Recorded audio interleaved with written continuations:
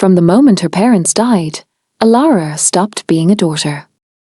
She became a burden. Not overnight. Not loudly. But in quiet, deliberate ways that made it worse. At the funeral, her uncle stood beside her with a stiff expression that barely passed for grief.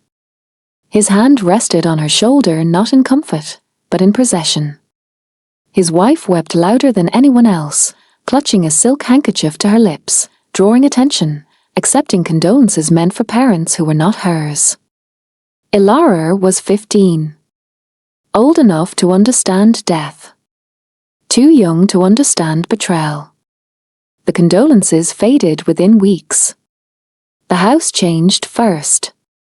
Her parents' estate had once been warm, filled with music, fresh flowers, soft laughter echoing down polished halls.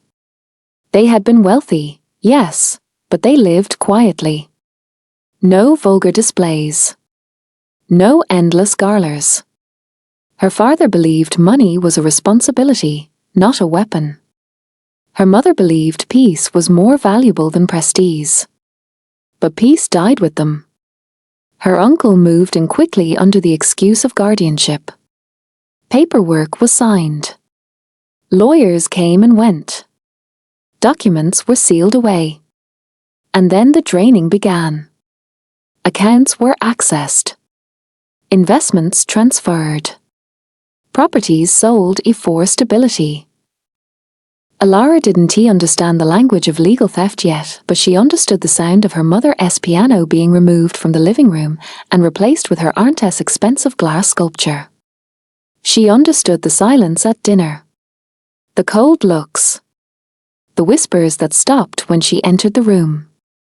Her uncle never looked at her without irritation, as though her very existence offended him. As though she were an unpaid debt.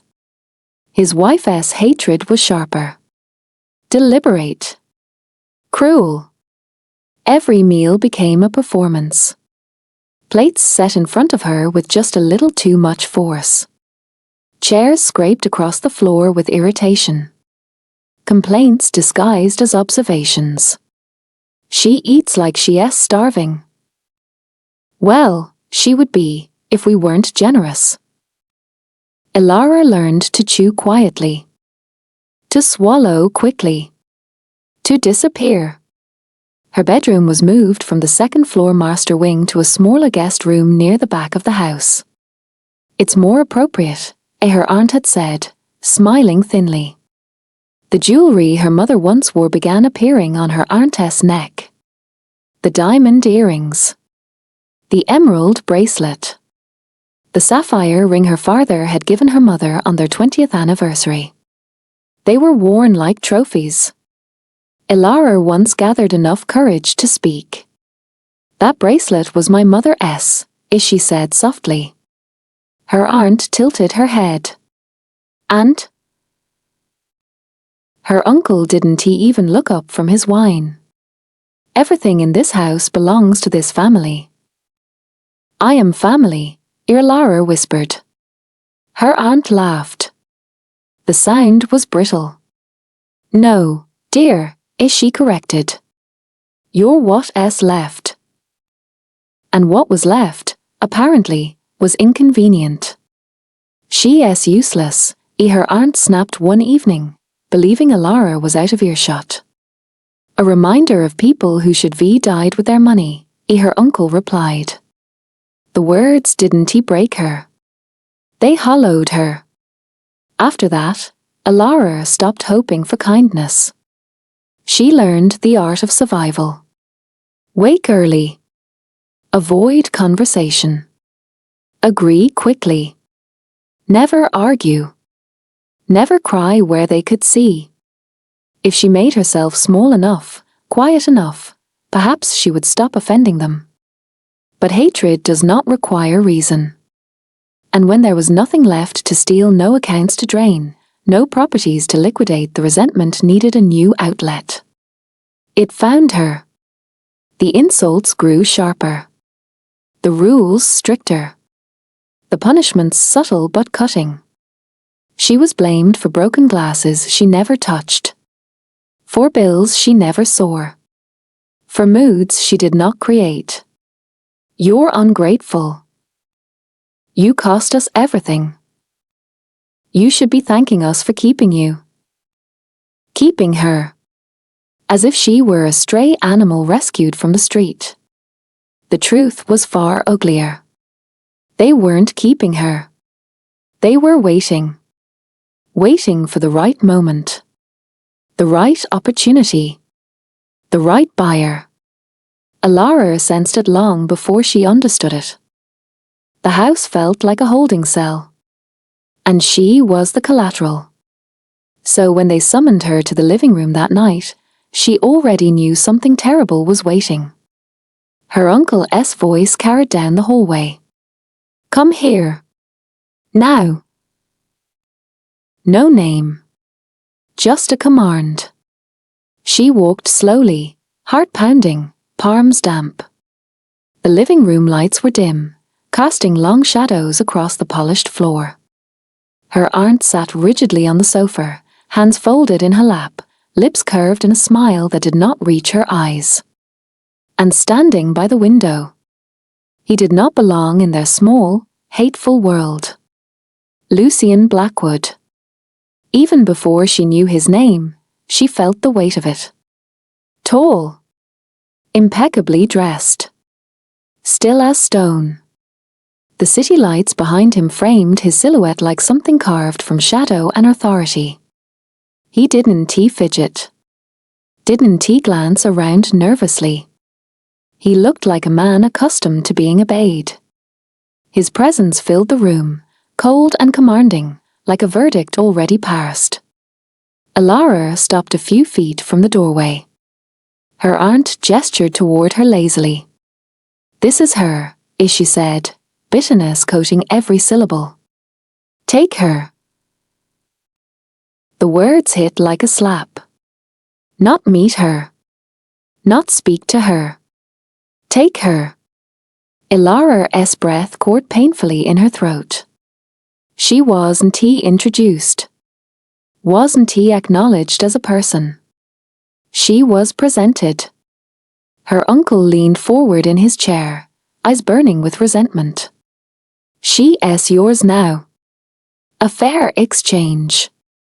Her parents owed more than they ever deserved. Lies. All lies. Her parents owed nothing to anyone. But Lucian didn't react to the accusation. His gaze shifted to her slowly. Not cruel. Not mocking. Detached. Like a man inspecting property he had already paid for. Something in her chest cracked. I assume she understands the terms, he said calmly. Terms? Alara shook her head immediately, panic flooding her veins. I know, I don't. Her aunt laughed. Understanding has never been her strength. Lucian's eyes lingered on Alara a moment longer. There was no pity there. No softness. Only calculation. Her uncle stood, smoothing his jacket. The marriage contract has been prepared. It benefits everyone. Everyone. Except her. Ilara's heartbeat roared in her ears. Marriage. The word echoed violently in her mind. And they were offering her to a stranger like settlement for a debt. I don't agree, as she whispered. No one responded. Her consent had never been part of the negotiation. Her aunt approached her, fingers gripping her arm just hard enough to hurt. You should be grateful, as she hissed under her breath. Men like him don't look twice at girls like you. Girls like you. Unwanted. Unloved. Disposable. Lucian stepped closer. Up close, he was even more intimidating. His expression remained unreadable, but his presence radiated control. He studied her face. Her trembling hands. Her pale lips. Her silent defiance. For a brief second, something flickered in his eyes. Not sympathy. Interest. That was the moment Ilara realized the truth. They didn't sell her out of necessity. They sold her out of hatred. She was payment for their greed. A sacrifice to protect stolen money and buried crimes. She felt something shift inside her then. Fear, yes. But beneath it, anger. Hot. Rising. Alive. They had taken her inheritance. They had stripped her dignity piece by piece. Now they were taking her freedom. Lucien turned toward the door as if the matter were settled. Be ready tomorrow, he said simply. Tomorrow. That was all the time she had left in the only home she had ever known, even if it had stopped feeling like home long ago. Her uncle poured himself another drink, already dismissing her existence. Don't embarrass us, he added casually. Ilara looked at him. Really looked at him. At the man who shared her blood. And felt nothing. No love. No grief. Only clarity. They believed breaking her was easy. They believed she would remain silent forever. But they underestimated one thing. Ilara had survived them. And survival builds something dangerous. Strength. As Lucien opened the door and the cold night air rushed in, she stepped forward not because she agreed, not because she accepted, but because she would not give them the satisfaction of seeing her beg. If this was exile, she would walk into it with her head high. If this was a cage, she would learn its locks. And one day, every secret they buried, every account they stole, every lie they signed in ink stained with greed, would be dragged into the light. Even if it meant standing beside a billionaire who thought he had purchased her silence. Even if it meant bringing down the Blackwood name with the Coast family. They thought they had sold a burden. They had, instead, released a storm. And storms do not ask permission before they destroy everything in their path. The car rolled to a slow stop in front of the towering glass mansion, its headlights cutting through the rain like blades. Ilara stared through the window, her chest tightening as the engine went silent. The storm had passed only moments ago, leaving the streets glistening beneath the city lights. Reflections shimmered across the wet asphalt, fractured and cold, like broken mirrors scattered across the ground. She didn't move immediately. The mansion loomed ahead, all sharp angles and glowing windows, beautiful in a way that felt distant and unwelcoming. It wasn't a home. It was a statement: power, wealth, control. Everything she no longer had. The driver stepped out first, opening the door without a word. Cool night air rushed in, carrying the faint scent of rain and polished stone.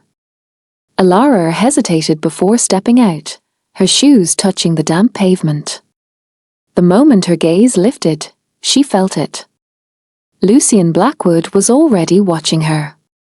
He stood near the entrance, tall and still, his posture effortless yet commanding. His dark coat hung perfectly on his broad shoulders, and the faint glow from the mansion lights sharpened the angles of his face. He didn't smile. He didn't greet her. His eyes simply followed her, slow and assessing, like a man measuring something he had already decided belonged to him. Ilara resisted the urge to look away. This was the agreement. The arrangement. The reason she was here. Still, something about his silence made her uneasy. Lucien turned without a word and walked toward the entrance, clearly expecting her to follow. The massive doors opened before he reached them, revealing a woman in a crisp uniform. The maid's posture was straight, her expression calm yet firm, the kind that came from years of discipline. "Miss, this way, please," the maid said politely, though her tone carried quiet authority. Elara nodded and picked up her suitcase, the weight pulling at her arm. It felt heavier than it should have, as though everything she had left behind had somehow been packed inside it. She followed the maid into the mansion, the doors closing behind her with a soft but final sound. The silence inside was overwhelming. Her footsteps echoed across the marble floor as they moved through the vast entrance hall. The ceiling stretched high above, adorned with chandeliers that glittered like frozen stars. Dark paintings lined the walls, portraits and landscapes rendered in deep, moody colors that seemed to watch her as she passed. Everything was perfect, immaculate, and cold. Elara wrapped her arms slightly around herself, fighting the sudden chill that crept up her spine. The beauty of the place didn't comfort her. Instead, it felt suffocating, like being swallowed whole by something too large to escape. Behind her, she could feel Lucien's presence even without looking. His footsteps were quiet, controlled, never hurried. When he finally spoke, his voice cut cleanly through the silence. "Your room," he said, his tone low and smooth. "Unpack.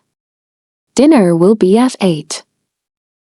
A brief pause followed before he added, "Do not be late." The words weren't harsh, but they carried expectation. Authority. A rule already set.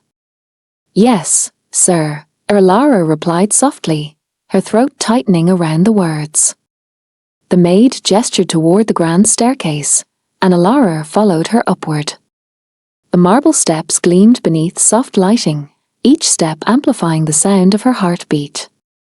She tried not to think about how alone she felt, how unfamiliar everything was. This was temporary, she reminded herself. Just time. Just endurance. At the top of the stairs, the hallway stretched endlessly, lined with tall windows where rain still traced slow paths down the glass. The mansion felt quieter here, almost watchful. The maid stopped at a large door and pushed it open. "This will be your room, miss," she said. Elara stepped inside and froze. The room was larger than her entire apartment had been. Soft golden lights illuminated elegant furniture, a king-sized bed draped in expensive linens, and tall curtains framing a balcony that overlooked the city skyline. Everything was beautiful, carefully chosen, and impossibly luxurious. But instead of relief, a strange heaviness settled in her chest. It felt like a gilded cage. "If you need anything, call," the maid continued gently. "Dinner is in the main hall." Elara nodded, managing a quiet thank you as the woman left. The door clicked shut behind her, and for a moment, the silence pressed in from all sides. She set her suitcase down slowly, her hands trembling just slightly. This was real now. There was no turning back. A movement near the doorway made her look up. Lucien hadn't left. He stood leaning lightly against the frame, his figure half shadowed by the hallway light. His expression was unreadable, his gaze steady as it lingered on her. There was no hostility in it, but no warmth either. Only observation. Curiosity. As if he were trying to understand her. Elara straightened instinctively, refusing to show how unsettled she felt. The air between them felt charged, heavy with unspoken rules and unknown expectations. "You'll find everything you need here," he said after a moment. She nodded, unsure what response he wanted. His eyes lingered a second longer before he finally turned away, his footsteps fading down the hallway. Only then did Elara allow herself to exhale. She moved toward the balcony, pushing the doors open slightly. Cool air rushed in, carrying the distant sounds of the city below. From here, everything looked small. Manageable. Far away. For the first time since arriving, she allowed herself to close her eyes. Fear lingered in her chest, but beneath it was something stronger. Determination. She had survived worse than cold houses and powerful men. She would survive this too. Her fingers tightened against the railing as she whispered softly to herself, the words barely carried by the night air. I will survive. No matter what. The senior maid stopped in front of the tall double doors and pushed them open without a sound, as though noise itself was unwelcome in this part of the mansion. The hinges didn't creak. The air didn't shift. Everything felt controlled, deliberate. Alara stepped inside and froze. The dining room was enormous, stretching farther than she expected. A long polished table dominated the space, its dark surface gleaming beneath crystal chandeliers that cast soft golden light across the room. Every chair was perfectly aligned. Every glass sparkled. The walls were decorated with elegant artwork framed in gold, yet the beauty felt distant, untouched by warmth. It was a room designed to impress, not to comfort. And only one person occupied it. Lucian Blackwood sat at the far end of the table. No guests. No family. Just him. He didn't acknowledge her immediately. Instead, he continued eating, cutting his food with slow, precise movements. Each motion was calm, controlled, as if time itself bent around him. The faint sound of cutlery against porcelain echoed through the silence, making Alara painfully aware of how loud her own breathing sounded. She stood there longer than she meant to, unsure whether to speak or wait. When Lucian finally looked up, his gaze locked onto hers instantly. Dark. Sharp. Impossible to read. Her breath caught in her throat. Sit, he said calmly. The single word carried quiet authority. It wasn't loud or harsh, yet it left no space for refusal. Alara moved before she could think, her legs carrying her to the chair opposite him. She sat carefully, smoothing her dress over her knees as her pulse raced. The senior maid slipped out behind her, the doors closing softly with a final click that seemed to seal the room shut. They were alone. For several long minutes, Lucian said nothing. He resumed eating, occasionally lifting his eyes toward her. The looks weren't openly intrusive, yet they carried an intensity that made her feel studied. Measured. Like an object placed under careful inspection. Alara's fingers tightened around her napkin beneath the table. The silence stretched unbearably, filled only by the quiet clink of cutlery and the distant hum of the mansion's air system. She forced herself to sit straight, to appear calm, even as a knees crept through her chest. You'll listen carefully tonight, Lucian said at last, setting his cutlery down with deliberate precision. His voice was smooth, controlled, and dangerously calm. Because what I'm about to tell you will determine how long you survive in this house. A chill ran through her spine. She lifted her eyes slowly, bracing herself. My grandmother is returning tomorrow, he continued. Alara blinked, surprised by the sudden shift. Your grandmother? She raised me, Lucian said. His tone softened only slightly, though his expression remained guarded. She is observant, intelligent, and very fond of tradition. Something in the way he said it made Alara uneasy. She was informed today, he added, his gaze sharpening, that I am married. The word hit her like a physical blow. Married? She repeated before she could stop herself. Yes, Lucian said smoothly. To you. Her heart slammed against her ribs. Confusion and alarm tangled together in her chest. But you will not interrupt me. The coldness in his voice cut through her instantly. Alara fell silent, pressing her lips together as heat crept into her cheeks. She lowered her gaze, forcing herself to listen. She wants to meet my wife, he continued. Which means you will act like one. Perfectly. The word lingered in the air. Perfectly. Lucien leaned forward slightly, resting his elbows on the table. The movement made his presence feel closer, heavier, as though the space between them had suddenly shrunk. There are rules, he said. Alara nodded slowly, dread settling deep in her stomach. First, you will be respectful. Quiet when necessary. Confident when spoken to. My grandmother must see nothing unusual. He paused, watching her carefully, as if measuring whether she understood the weight of his words. Second, he continued, you will smile.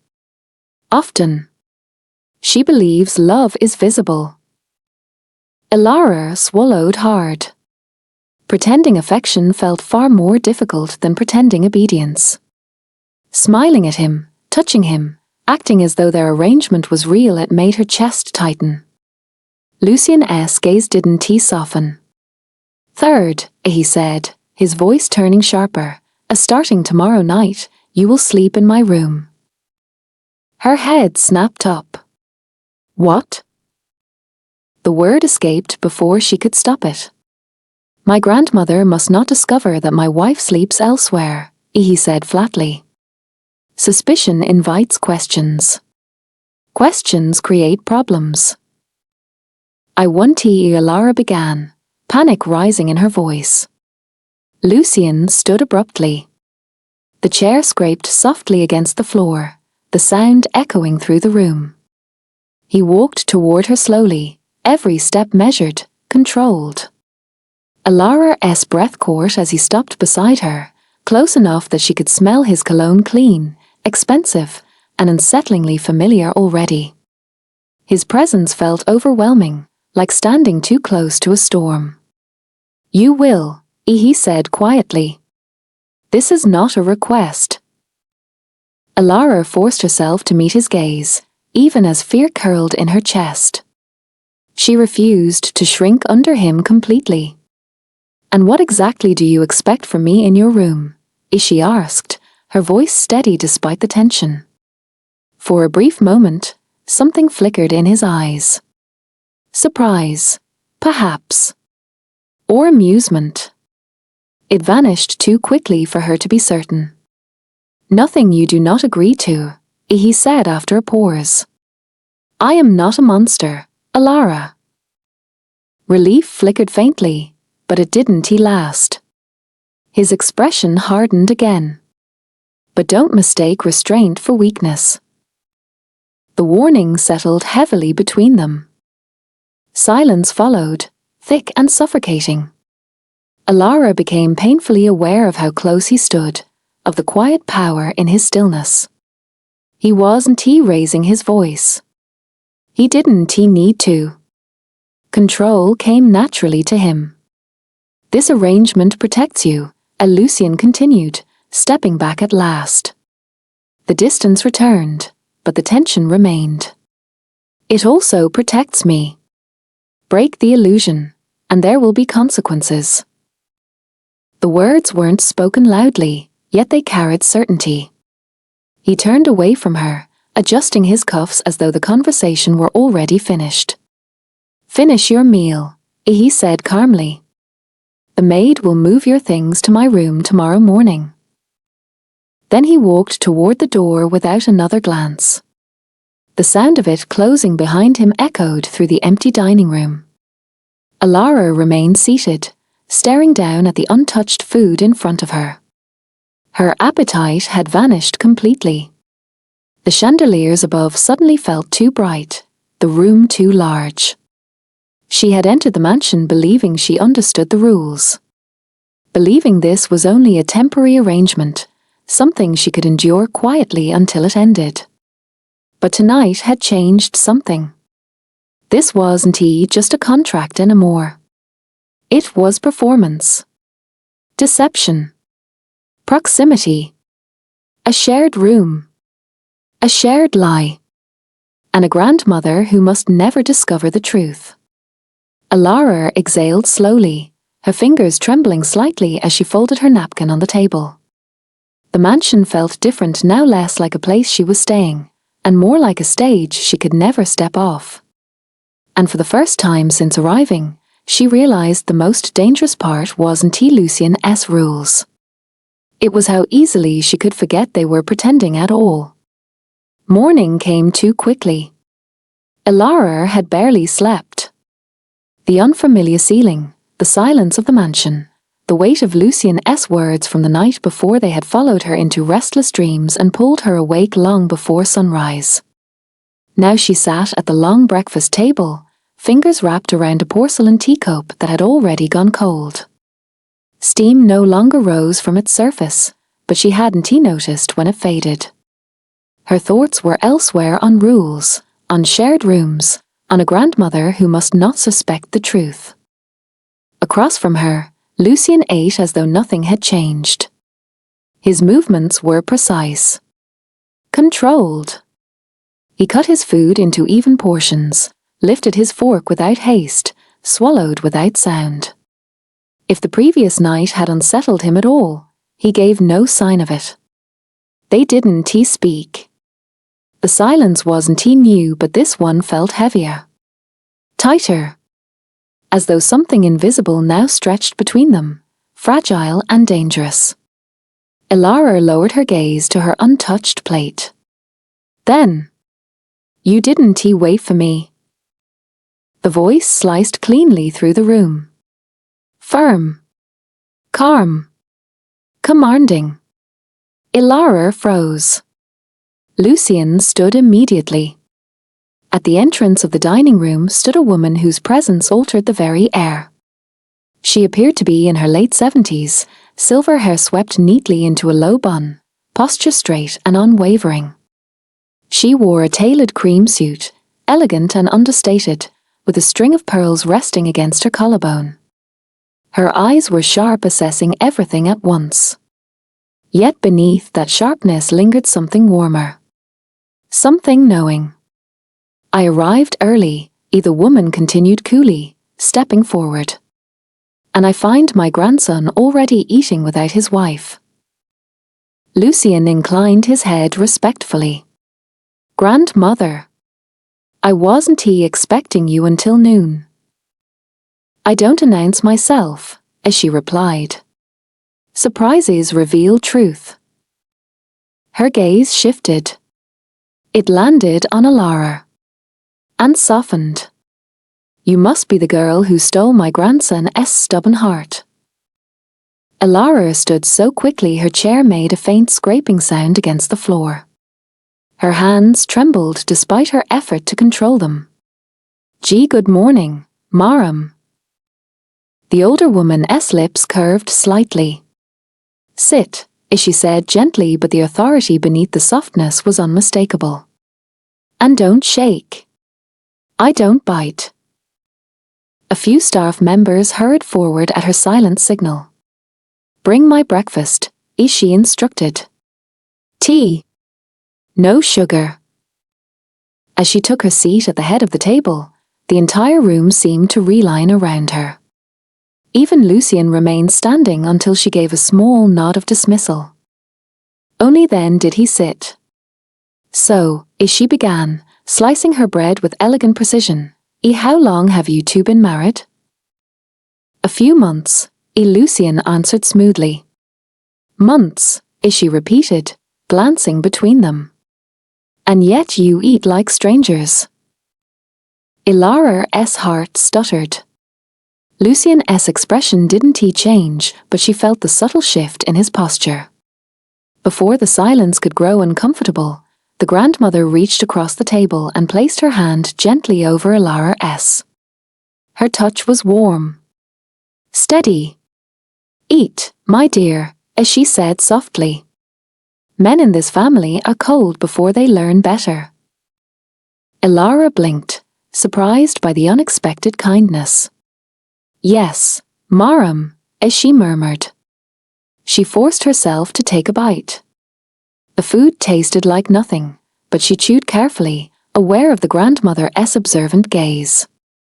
Lucien remained composed. After breakfast, the grandmother dabbed her lips with a napkin and rose gracefully. "I will be spending the day with my granddaughter-in-law," she declared. Lucien's eyes flickered briefly toward Alara. Unreadable. "You'll show me the house," the grandmother continued, linking her arm through Alara's before she could protest. "I want to see where my grandson hides his secrets." Alara stiffened at first, but the older woman's grip was not harsh. It was firm, guiding rather than forcing.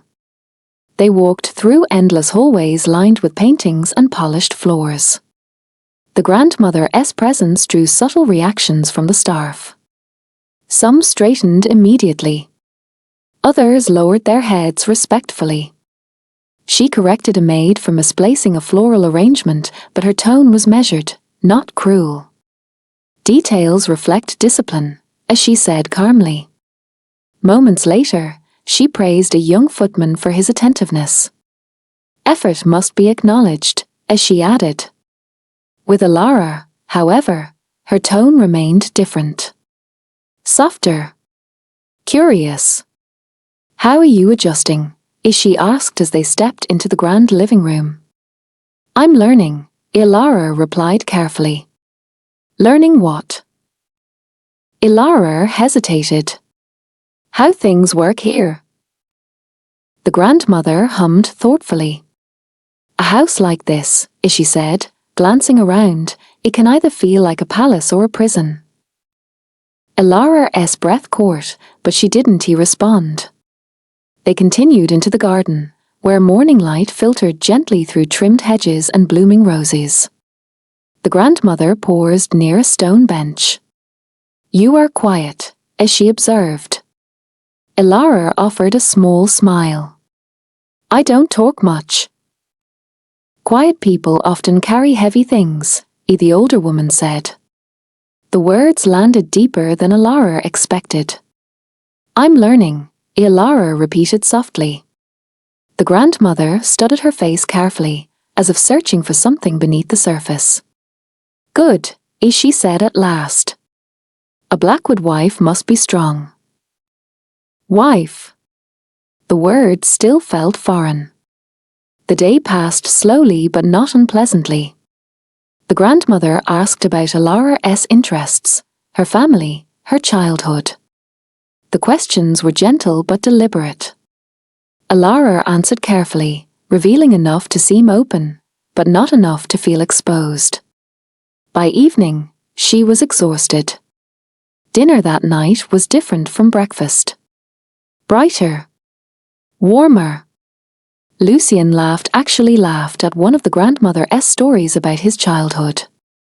He poured wine for Alara without being asked. His fingers brushed hers briefly, lingering just long enough to appear affectionate. He played the role flawlessly. And Alara followed. She smiled when he spoke. She leaned slightly closer when appropriate. When his hand rested lightly at her waist, she didn't flinch. The grandmother noticed everything.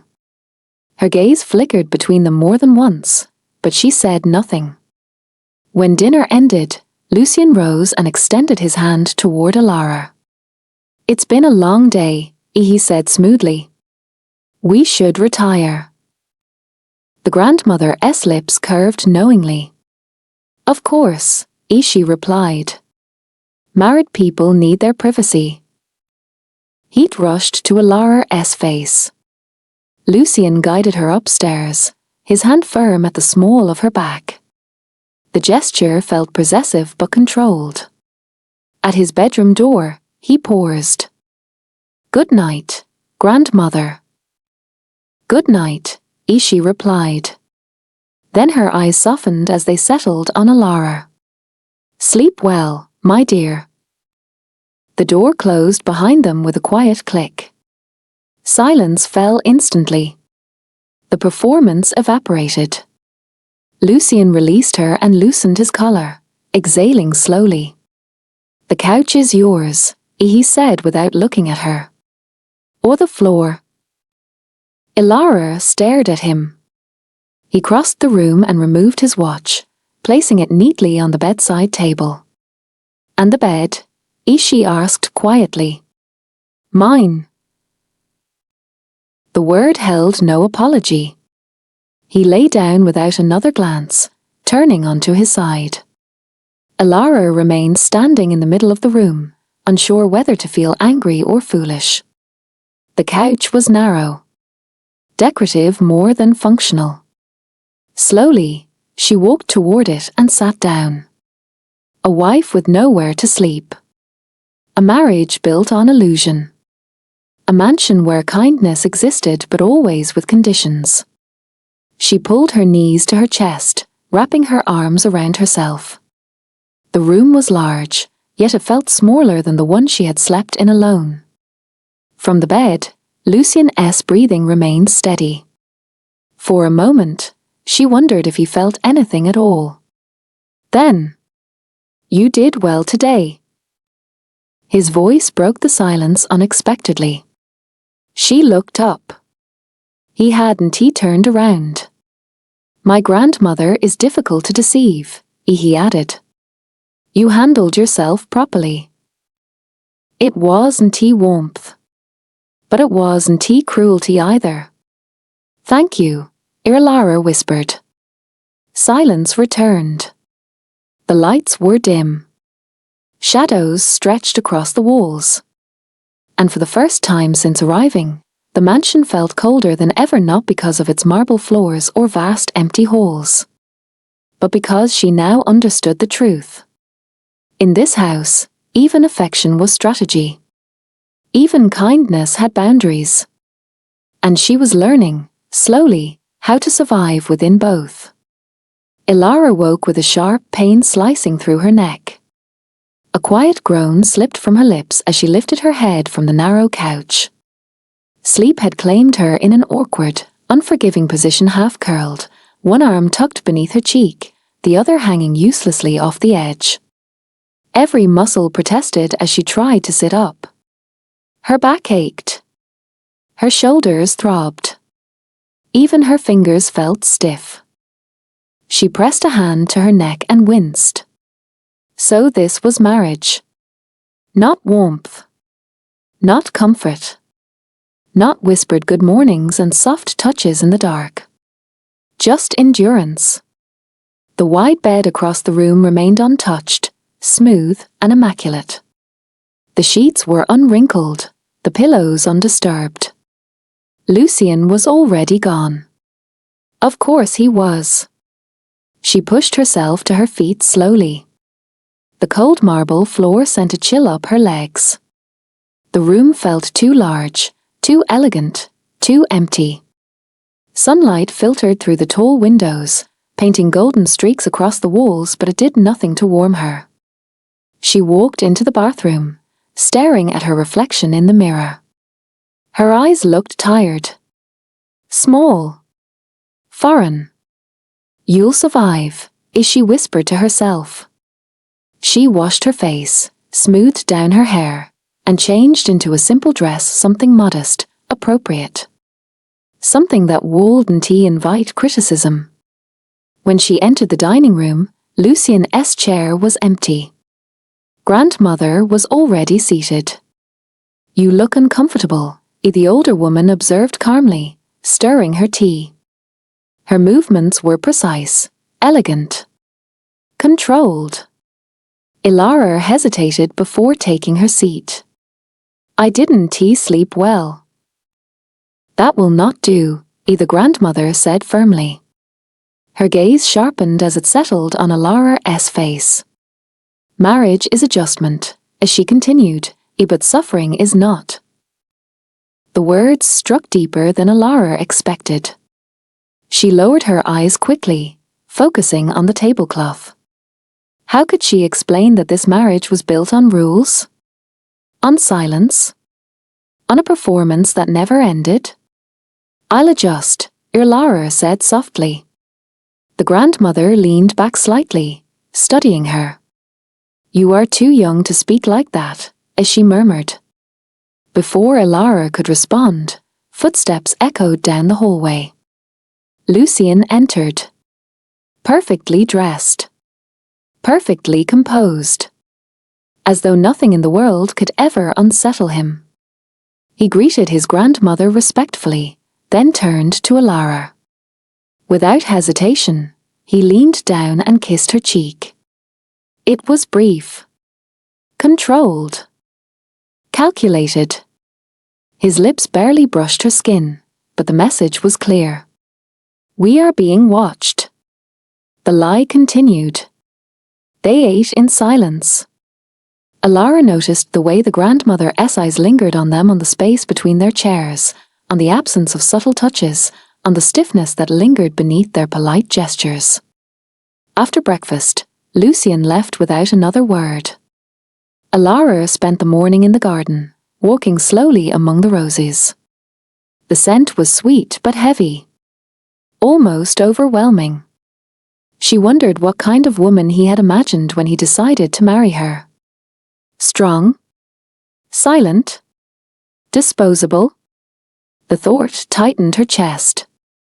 By early afternoon, a maid approached her. Sir has requested your presence. Her pulse quickened. She followed the maid to Lucian's study and knocked softly. Come in. He stood near the window, city skyline visible behind him. When he turned, his expression was unreadable. You're coming with me, he said simply. Lunch. She blinked. Now? Yes. No explanation. No choice. She nodded. The drive into the city was quiet. The car's tinted windows separated them from the world outside. Buildings blurred past. Traffic lights shifted from red to green. Alara folded her hands in her lap. Where are we going? She asked quietly. A private lunch. With who? My friends. Her stomach tightened. The restaurant was everything she expected: luxurious, exclusive, intimidating. Crystal glasses. White linen. Soft instrumental music playing in the background. They were led into a private room. 4 people were already seated. 2 men. 2 women. Their clothes screamed wealth. Their smiles were sharp and polished. The moment Alara stepped inside, conversations paused. So this is the wife, one of the women said, leaning back in her chair. Her eyes traveled over Alara slowly. She's simple. Laughter followed. Light. Casual. Cruel. Another woman tilted her head. Lucian, you surprise us every day. The men chuckled. Alara forced a polite smile and sat beside him. Her fingers curled into her dress beneath the table. The conversation resumed, but not with her. They spoke about investments. About vacations in Monaco. About art auctions and private yachts. Occasionally someone glanced at her. As if she were an accessory. A curiosity. Where did you find her? One of the men asked casually. Lucian took a sip of his drink before responding. She's my wife. The tone shut down further questions, but not the subtle judgment. Alara remained quiet. She smiled when expected. Answered briefly when spoken to. Shrank when ignored. At one point, one of the women leaned closer. You'll get used to this, as she said sweetly. If you last. The words pierced deeper than the earlier insults. Alara's throat tightened. Lucian said nothing. The lunch stretched endlessly. When it finally ended, she stood on unsteady legs and followed him out. The car ride home was suffocatingly silent. Streetlights flickered past. Her reflection stared back at her in the glass. "You let them humiliate me," she said finally. Her voice trembled despite her effort to stay composed. Lucien's jaw tightened slightly. "Don't take it personally." She turned to him. "How can I not?" "They talk too much," he said flatly. "That's not the point." He exhaled slowly.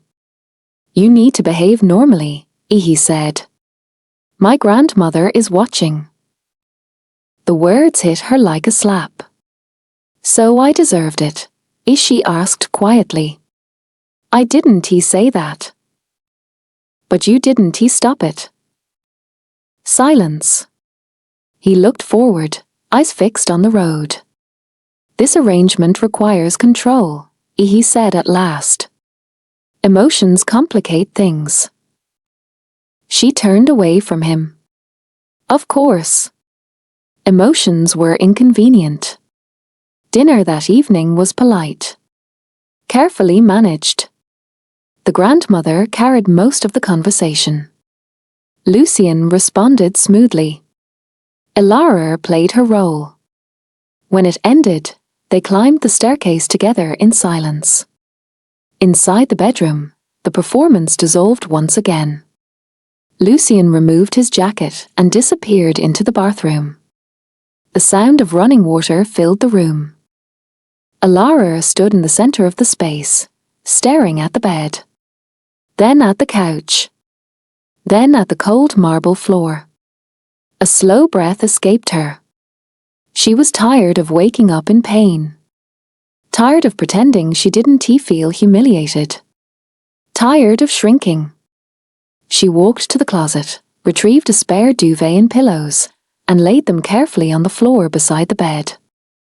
If she couldn't have comfort, she would at least have space. She lay down quietly, pulling the blanket around her. The marble beneath her was cold, but at least she wasn't falling off the edge of something that wasn't meant for her. Exhaustion swallowed her quickly. Minutes later, the bathroom door opened. Lucien stepped out, drying his hands. He froze. She was on the floor.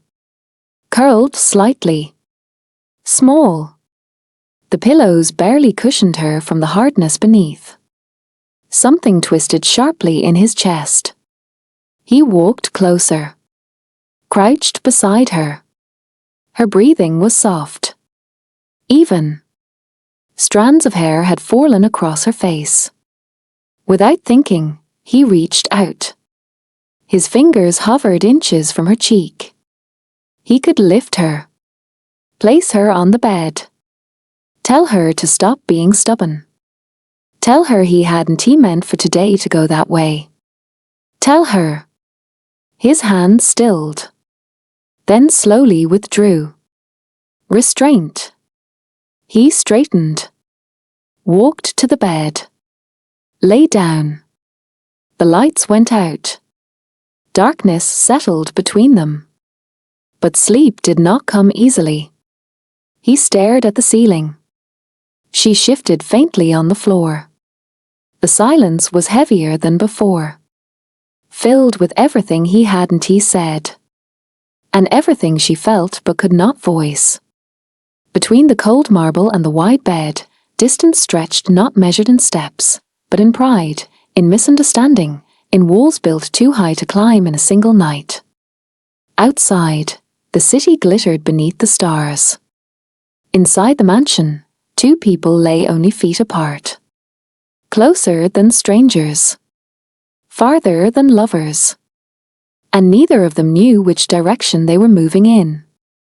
Life inside the Blackwood mansion settled into a fragile routine, one that felt stable only because no one dared disturb it. Each morning began with quiet footsteps in polished hallways, with tea poured into delicate cups, with measured conversations spoken in controlled tones. Each evening ended behind closed doors, where performances dissolved into silence and distance returned like an uninvited guest. And through it all, the grandmother stayed. For an entire week, her presence softened the sharp edges of the house. The staff moved with sharper precision when she passed, yet there was less tension in their eyes. Meals felt warmer. Conversations lingered longer. Even the air seemed less suffocating. She corrected mistakes firmly but fairly. She oversaw the kitchen with a critic's eye and praised effort when she saw it. She walked the gardens each afternoon and demanded fresh flowers for the dining table. But with Alara, she was different. She insisted Alara sit beside her during meals. She asked her opinions on small matters, table arrangements, music selections, fabrics for upcoming events. She treated her not as decoration, not as an obligation, but as someone whose voice mattered. With her, Alara felt seen. Not as a purchased wife. Not as part of a calculated arrangement. But as a young woman worthy of attention. They spent hours together in the sunlit sitting room, where tall windows poured golden light across velvet chairs and antique rugs. Tea would cool between them as conversation drifted from one subject to another. "Tell me about your childhood," the grandmother said one afternoon. Alara hesitated, unused to speaking about herself. But the older woman waited patiently, hands folded neatly in her lap. So Alara spoke. About a warm home filled with laughter rather than luxury. About parents who valued peace more than wealth. Her father worked long hours but always returned home for dinner, and her mother believed small moments mattered more than grand gestures. Their life had been comfortable, steady, and ordinary in the best way. "We lived simply," Alara said softly. "My parents didn't like excess. They said happiness wasn't something you showed off." She smiled faintly at the memory. "We traveled sometimes. Not extravagant trips, just places my parents thought were beautiful. My mother loved art and old cities. She used to collect magazines and show me pictures of places she wanted to see one day." "And France?" the grandmother asked gently. Alara nodded. "My mother loved Paris. She said it felt romantic, like a place where life slowed down enough for people to breathe. I used to look at pictures of the Eiffel Tower and imagine what it would feel like to stand there." Her voice softened. "I always wanted to see it. Just once." The grandmother studied her carefully. "Life is not softer anywhere," as she said gently. "But sometimes the scenery makes it easier to breathe."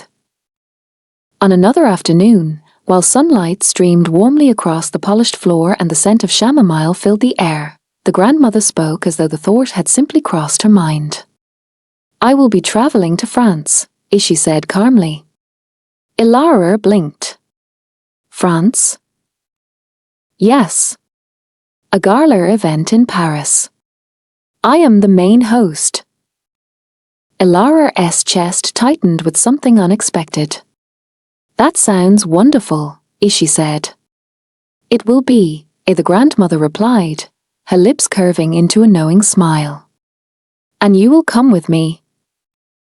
The words didn't register at first. "Me?" Alara whispered. "Yes, child. You." Her heart began to pound. "But why?" "Because I remember what you told me," the grandmother said softly. "About your dream." Tears welled in Alara's eyes before she could stop them. "No one remembers those things," she murmured. "I do," the grandmother said simply. "Dreams should not be buried. Especially not by circumstance." 2 days.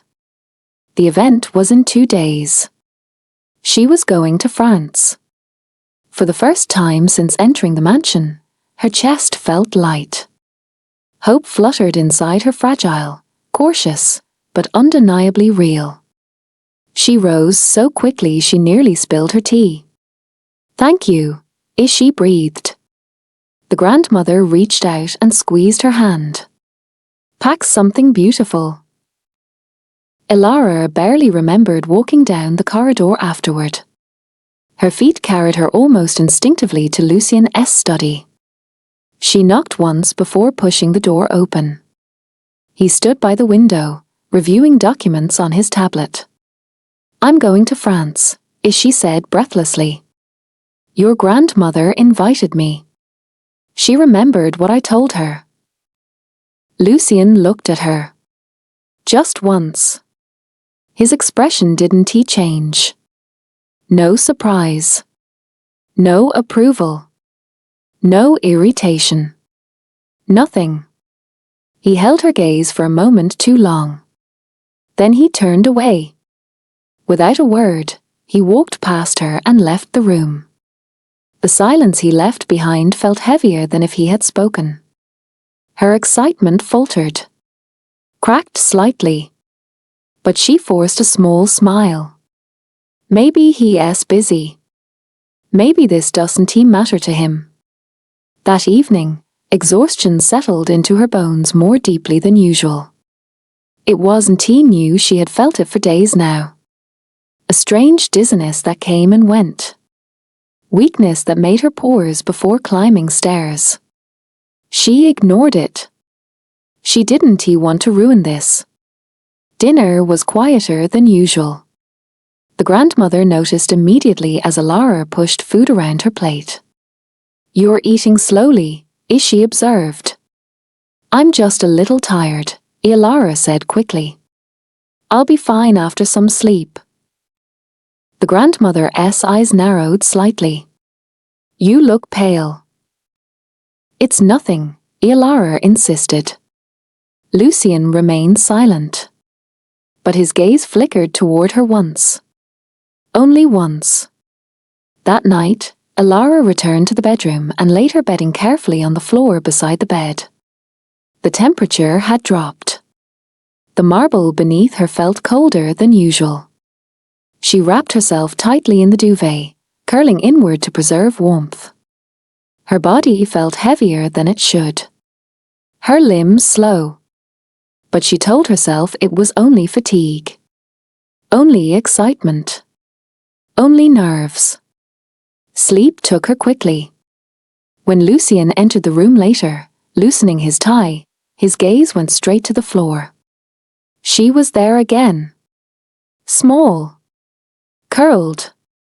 Something inside him tightened. He had told himself this arrangement was practical. Temporary.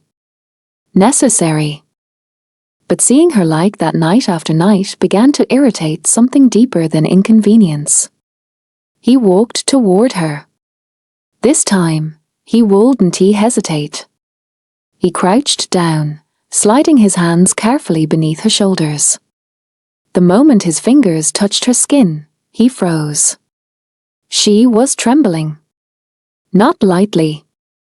Violently. "Ilara," he said sharply. No response. He lifted her slightly. Her head rolled weakly against his arm. Her skin was burning.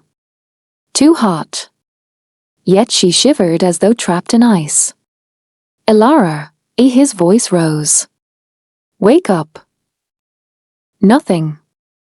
Fear hit him like a blow to the chest. Sharp.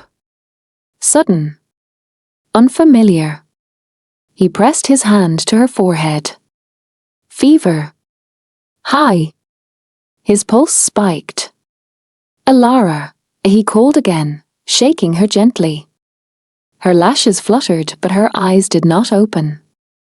Without thinking further, Lucien scooped her into his arms. She felt too light. Too fragile. Her head fell against his chest, damp with sweat. His heart pounded violently as he strode toward the door. The hallway blurred as he moved quickly down the stairs. Starf stared in shock as he passed. "Open the doors," he ordered sharply. They obeyed instantly. The grand mansion doors swung wide. Cold night air rushed in. Lucien carried her straight to his car, laying her carefully across the back seat before sliding into the driver's seat. He didn't wait for the driver. He didn't wait for instructions. He started the engine himself. For the first time since this arrangement began, Lucian Blackwood was no longer calculating, no longer composed, no longer controlled.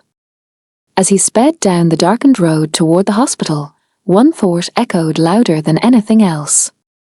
He could not lose her. And that realization frightened him more than anything else that night. The hospital lights were too bright. They reflected off polished floors, off sterile white walls, off glass doors that separated one quiet crisis from another. The air smelled faintly of antiseptic and something metallic beneath it. Every sound seemed amplified: the distant roll of a cart, the soft murmur of nurses at the station, the steady rhythm of machines that measured life in beeps and blinking lights. Lucian stood near the window with his hands buried deep in his coat pockets. From the outside, he looked exactly as he always did: composed, controlled, untouchable. His suit was immaculate despite the rush of the night before. His posture was straight, his expression unreadable. But inside, something was breaking. Extreme exposure to cold, the doctor explained, his tone professional but firm. Severe fatigue. Dehydration. Her immune system was already compromised from stress. Her body was pushed beyond its limit. Lucian did not move. Another doctor might have mistaken his silence for indifference. But this one had worked with powerful men before. He could see tension in the slight tightening of Lucian's jaw. Another night on that floor, the doctor continued carefully, it could have caused complications we wouldn't have caught in time. High fever can escalate quickly. She's fortunate she was brought in when she was. Fortunate. Lucky. The words echoed in Lucian's mind long after the doctor finished speaking. Lucky she was brought in. Lucky he had touched her. Lucky he had noticed. The memory replayed with brutal clarity the way her skin had burned beneath his fingers, the way her body had trembled violently while lying on cold marble, as though she had accepted discomfort as her place in the room. As her place in his life. His chest tightened. He had seen her sleep on the floor before. Night after night. He had told himself it was her choice. Pride. Stubbornness. A silent protest against their arrangement. He had let it continue. He had watched. And done nothing. The doctor cleared his throat. She'll wake soon. You can see her then. Lucian gave a short nod. He remained by the window even after the doctor left, staring down at the city below. Morning was beginning to stretch pale light across the horizon. Traffic moved in slow patterns. Life continued. As if nothing had nearly been lost. Ilara woke to the soft, rhythmic beeping of a monitor. At first, she thought she was dreaming. The ceiling above her was too white. The air too still. Her body felt heavy, as though sleep had wrapped itself around her bones and refused to let go. She tried to move her hand. Even that small effort exhausted her. Panic fluttered faintly in her chest. Then memory returned in fragments. The cold floor. The way her fingers had gone numb. Lucian's voice sharp, urgent. His arms lifting her. Her lashes fluttered open fully. A nurse noticed immediately and smiled gently. Good morning. Ilara swallowed, her throat dry. Where? You're at the hospital, the nurse said softly. You had a high fever. But you're stable now. Hospital. The word settled slowly. A doctor entered moments later, checking her vitals, adjusting the four with quiet efficiency. You gave us a bit of a scare, he said kindly. But you're improving. If you continue responding this well, we'll be able to discharge you in a few days. A few days. Her heart tightened. Does that mean she hesitated, her voice barely audible? I want to be able to travel? The doctor paused, understanding immediately. Travel? He asked gently. To France, as she whispered.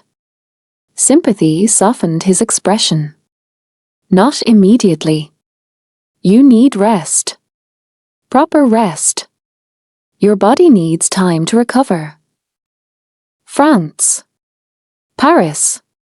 The Eiffel Tower she had traced in magazines as a child. The dream her parents had once promised they would see together one day, when things slowed down, her father used to say with a smile. Things had never slowed down. And now the dream slipped away again, dissolving like mist she had almost touched. She turned her face slightly toward the window so the doctor wouldn't see her eyes fill. The grandmother arrived before noon. She moved through the hospital corridors with quiet authority, staff straightening instinctively as she passed. Yet the moment she stepped into Alara's room, her stern presence softened completely. My child, she murmured. She crossed the room in steady steps and adjusted Ilara's pillow with practiced care, brushing a strand of hair from her forehead. You frightened us. I'm sorry, Ilara whispered weakly. The grandmother frowned. You will not apologize for being unwell. She took the seat beside the bed and remained there. She fed Ilara warm soup herself. She corrected a nurse gently but firmly when medication was delayed by minutes. She watched every monitor reading as though daring the numbers to misbehave. But there was nothing gentle in the way she observed Ilara's face. Sharp. Calculating. Worried. You were sleeping on the floor, she said quietly at one point. Ilara's lashes lowered. I didn't want to impose, as she replied softly. The grandmother's lips pressed into a thin line. Silence is not strength, she said. It is survival. And survival should never demand this much from you. Ilara said nothing. Because survival was all she had known for a long time. She had survived losing her parents. Survived watching relatives dismantle the peaceful life they had built. Survived being maneuvered into a marriage arrangement that felt more like strategy than union. Sleeping on the floor had felt small in comparison. That evening, after the grandmother left briefly to prepare for her early flight, the room grew quiet. Lights dimmed. Footsteps faded. The hallway settled into the muted rhythm of night. Then the door opened. Ilara's fingers tightened around the sheet. She didn't need to look to know who it was. Lucien stepped inside slowly, closing the door behind him. He stood just inside the room for several seconds. Too long. The silence between them felt different here, heavier, stripped of the grandeur of his mansion. There were no glass walls, no chandeliers, no polished marble to stand on. Only white walls. And consequences. He moved closer to the bed. Her face looked smaller against the pillow. Paler. Fragile in a way that unsettled him deeply. The doctor explained what happened, he said quietly. His voice lacked its usual edge. Sleeping on the cold floor caused it. Ilara gave a faint nod. I should have. He stopped. The words felt foreign. He had negotiated billion-dollar contracts without hesitation. Dismantled competitors without remorse. But this simple admission felt impossibly difficult. My grandmother leaves tomorrow, he continued instead. You use your room. It's warmer. Closer to the main wing. No apology. No explicit regret. But something in his tone shifted. Elara sensed it. She nodded again. It was enough for now. Because what she saw in his eyes was not indifference. It was fear. Morning came too quickly. The grandmother arrived dressed for travel, elegance wrapped in quiet concern. She kissed Elara's forehead, lingering longer than necessary. When I return, she said softly, we will go somewhere beautiful. Together. Elara managed a small smile. Safe travels. Lucien drove his grandmother to the airport in silence. The sky was pale grey. Wind swept across the private runway. Before boarding her plane, the grandmother turned to him. Her gaze was sharp. You think I do not see? She asked calmly. Lucien said nothing. The tension between you two, as she continued. The distance. The pride. He held her stare. Whatever this is, as she said quietly, you will resolve it. Or I will. She stepped onto the plane without another word. Lucien remained standing on the runway as the aircraft doors closed. The engines roared to life. Cold wind cut against his face. For the first time in years, he felt something dangerously close to uncertainty. He had built his world on control. On calculation. On silence. But silence had nearly cost him something he had not realized he valued. As the plane lifted into the sky, he remained rooted in place. And for the first time since this arrangement began, Lucien Blackwood was forced to confront a truth he could no longer ignore. He did not want Elara merely present in his life. He wanted her safe. And that realization unsettled him more than any business threat ever had. A week passed after Elara's stay in the hospital. Her strength returned slowly, cautiously, as though her body no longer trusted sudden recovery.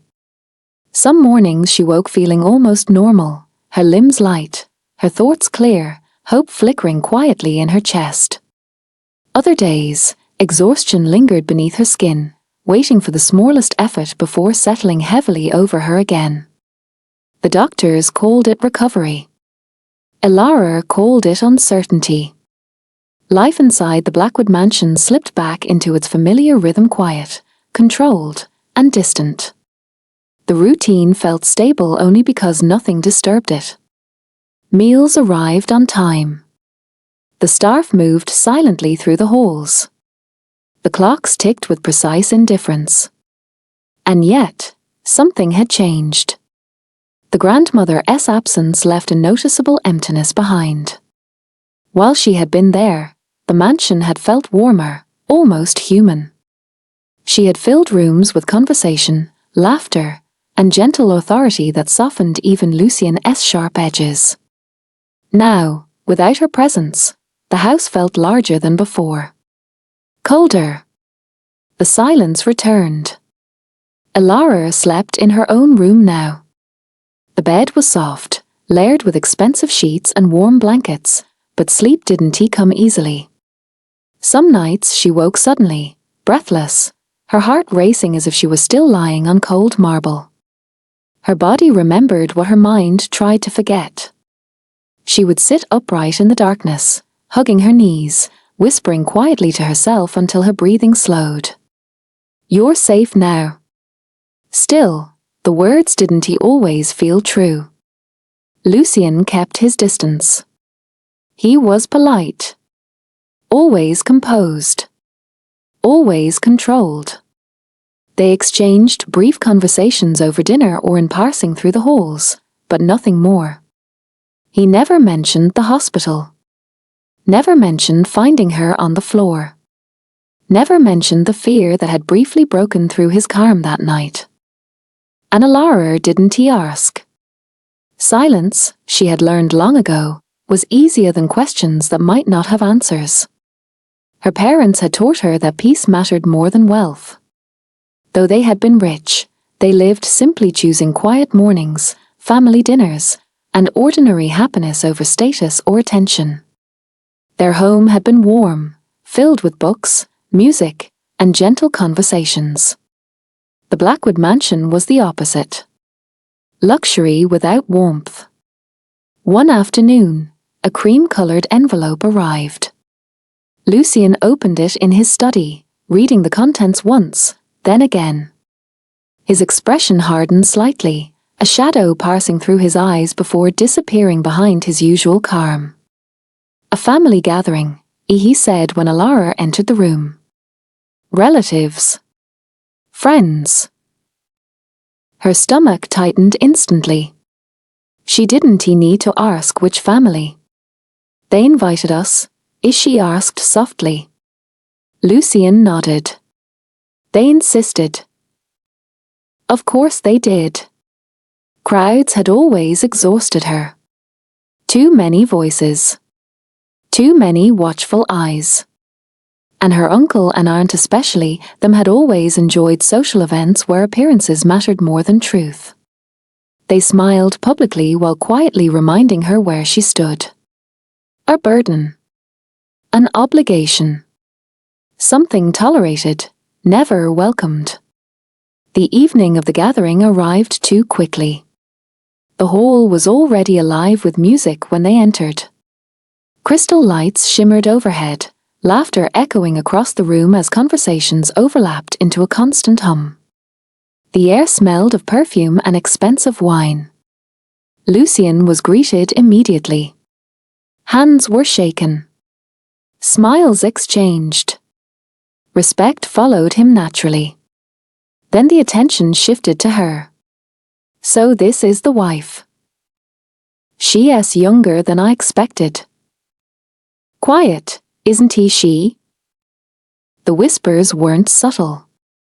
Alara smiled politely, her expression carefully practiced, but each stare made her shoulders tense further.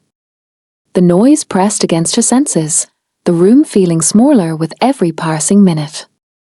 Her uncle noticed her almost immediately. His smile stretched wide as he approached, arms open in false warmth. "Alara," he said, pulling her into a brief embrace that felt more like control than affection. "You look healthier." Her auntess gaze followed, sharp and assessing. "You must be difficult to manage," she said lightly to Lucian, as if Alara weren't standing beside him. "She's always been delicate." Lucian's jaw tightened. Alara lowered her gaze, saying nothing. The old instinct to stay quiet returned automatically. The noise grew louder. The lights brighter. Her breathing shallower. Lucian noticed before she spoke. The way her responses slowed. The way her fingers curled tightly together. The way her eyes searched unconsciously for an exit. "We're leaving," he said suddenly. Alara blinked, surprised. "So soon?" her aunt asked, clearly displeased. "Yes," Lucian replied, his voice calm but final. They turned toward the exit. "Alara." Her uncle's voice stopped her mid-step. She froze. "Go greet your cousin," he said, loud enough for nearby guests to hear. "He's been asking about you." Her stomach dropped. The room seemed to tilt slightly. Her cousin. Memories surfaced instantly unwanted and sharp. Being cornered in hallways when adults weren't looking.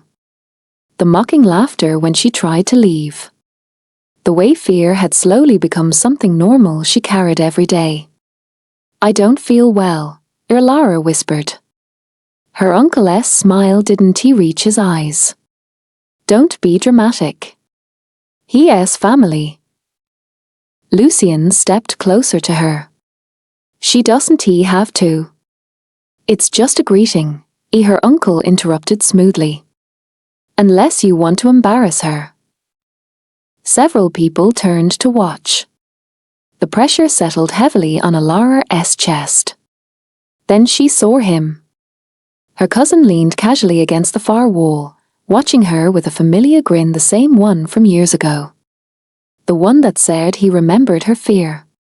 The one that made her feel small again. Her hands began to tremble. Lucian felt it immediately. "Alara," he said quietly, his voice low enough that only she could hear. "You don't have to go." But her uncle stepped closer, his voice dropping, sharp and controlled. "Go greet him." The words carried years of authority she had never learned to resist. Alara took one slow step forward. Her heartbeat thundered in her ears. The laughter around her faded into distant noise. The room blurred slightly as memories pressed forward, voices, fear, helplessness she thought she had left behind. Another step. Her breathing became uneven. Lucian's gaze darkened as he watched her. Something about the way she moved wasn't hesitation, it was fear. Real fear. The realization unsettled him more than he expected. "Alara," he called again, firmer this time. She didn't hear him. The past had already caught up to her. And as she stood there, frozen between obligation and fear, something inside Lucian shifted, an instinctive protectiveness breaking through the distance he had carefully maintained since the beginning of their arrangement. For the first time, he began to understand that whatever existed between Alara and her family wasn't simple tension. It was damage. And as her cousin pushed himself off the wall and began walking toward her, Lucian stepped forward too. Because this time, he wasn't going to stand back and watch. Not again. Lucian didn't let her walk alone. The moment Alara hesitated, her foot hovering uncertainly above the polished floor as though the ground itself might betray her, Lucian moved. He stepped forward without hesitation, falling into place beside her. Close enough that the warmth of his presence brushed against her arm. Not touching. Not offering comfort in any obvious way. Just there. Close enough for her to feel anchored. Close enough for everyone else to notice. The subtle change in the room was immediate. Conversations softened. Curious eyes followed them as they crossed the hall together. Lucian Blackwood rarely moved without purpose, and when he did, people paid attention. Her cousin noticed too. The careless grin on his face faltered the instant his gaze landed on Lucian. It lasted only a second, a flicker of uncertainty quickly hidden behind confidence, but Lucian caught it. He always noticed hesitation. "Alara," her cousin said lightly, as though they were meeting after years of fond distance instead of standing in a room heavy with history. "Long time." Alara's fingers curled slowly into her palm. Her nails pressed into her skin, grinding herself against the sudden rush of memories she didn't want. She looked at him briefly, just one glance before her eyes dropped again. "Hello," she said softly. Too soft. Lucian felt the change in her before he fully understood it. Her shoulders tightened, her breathing shallow, her body subtly angled away as if preparing for something unpleasant. It wasn't discomfort. It was fear. He stepped forward without thinking, positioning himself half a step ahead of her. The movement was small, almost casual, yet deliberate enough to form a barrier between them. "We're leaving," Lucian said calmly. Her cousin blinked, surprised. "Already?" "Yes." The calm in Lucian's voice sharpened slightly, the warmth disappearing entirely. "Now." Silence followed. The cousin's eyes flicked between them, calculating. Measuring how far he could push before crossing a line he couldn't return from. For a moment, the air felt tense enough to snap. Then he shrugged, forcing an easy smile. "Suit yourself." Lucian didn't wait for another word. He turned, guiding Alara away without touching her, yet somehow keeping her steady at his side. They moved through the crowd, past curious stares and quiet whispers, leaving the noise and laughter behind as though it belonged to another world entirely. As though the past could simply be walked away from. But Lucien knew better. The car ride home passed in silence. City lights blurred past the windows, reflections sliding across the glass in streaks of gold and white. Elara sat rigidly in the passenger seat, hands clenched tightly in her lap. Her fingers trembled slightly, barely noticeable unless someone was paying attention. Lucien was paying attention. Not openly. His gaze remained on the road, his posture relaxed. But in the dark reflection of the window, he watched her carefully. Her jaw was tight. Her breathing uneven. Her eyes distant, unfocused, as if part of her mind was still trapped back in that crowded hall. What did they do to you? The question lingered in his thoughts. He didn't ask. Not yet. He understood enough about control to know that forcing answers only pushed people further away. Some truths surfaced only when silence felt safe. When they arrived at the mansion, Elara stepped out of the car immediately. She murmured a quiet good night without looking at him and disappeared inside, her footsteps quick but controlled.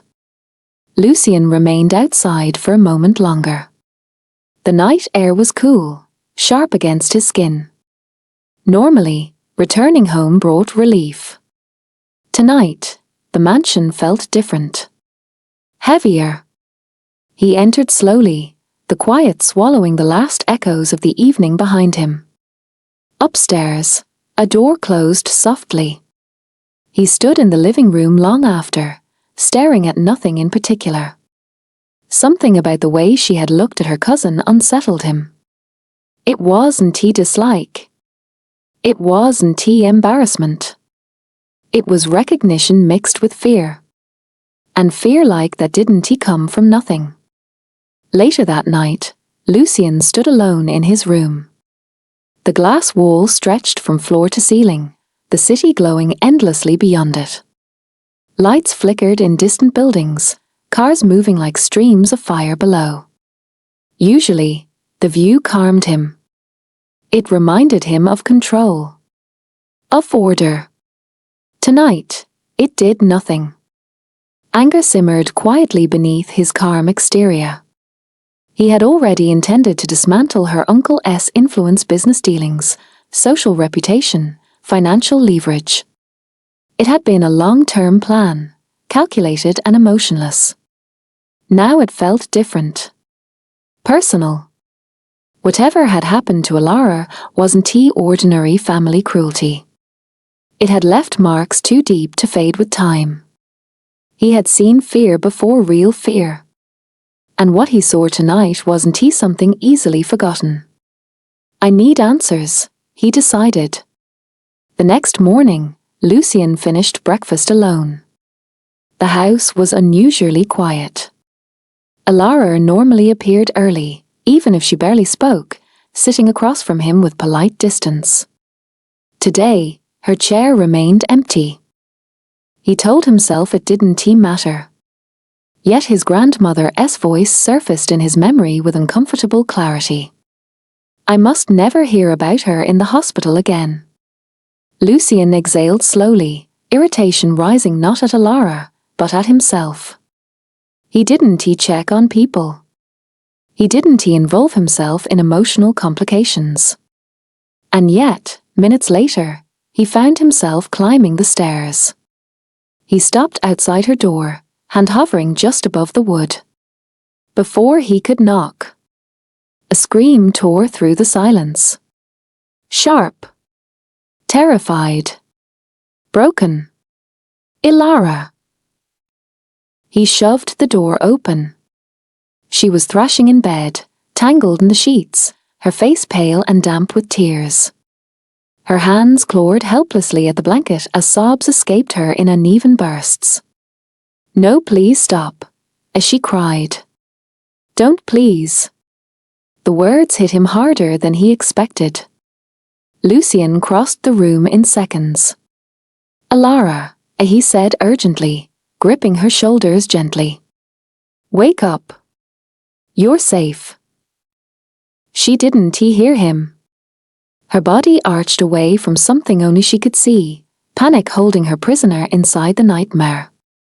Elara, he said again, louder. Her eyes flew open. Wild. Unfocused. Filled with pure terror. For a moment, she didn't recognize where she was or who he was. Before fear could send her retreating further, Lucien pulled her into his arms. The movement surprised even him. His hold was firm, steady, grounding. Not forceful. Not demanding. Just real.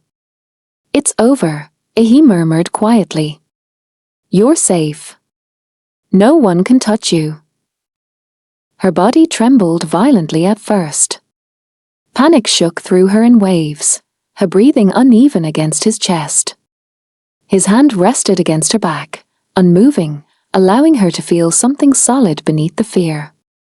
Slowly, the tension began to fade. Her fists loosened. Her breathing slowed. Her forehead rested weakly against him as exhaustion replaced panic. Minutes passed in silence. Lucien didn't move. He stayed exactly where he was, holding her as though letting go too soon might drag her back into whatever memory haunted her sleep. When her breathing finally evened out and sleep returned, it was deeper this time, quiet and undisturbed.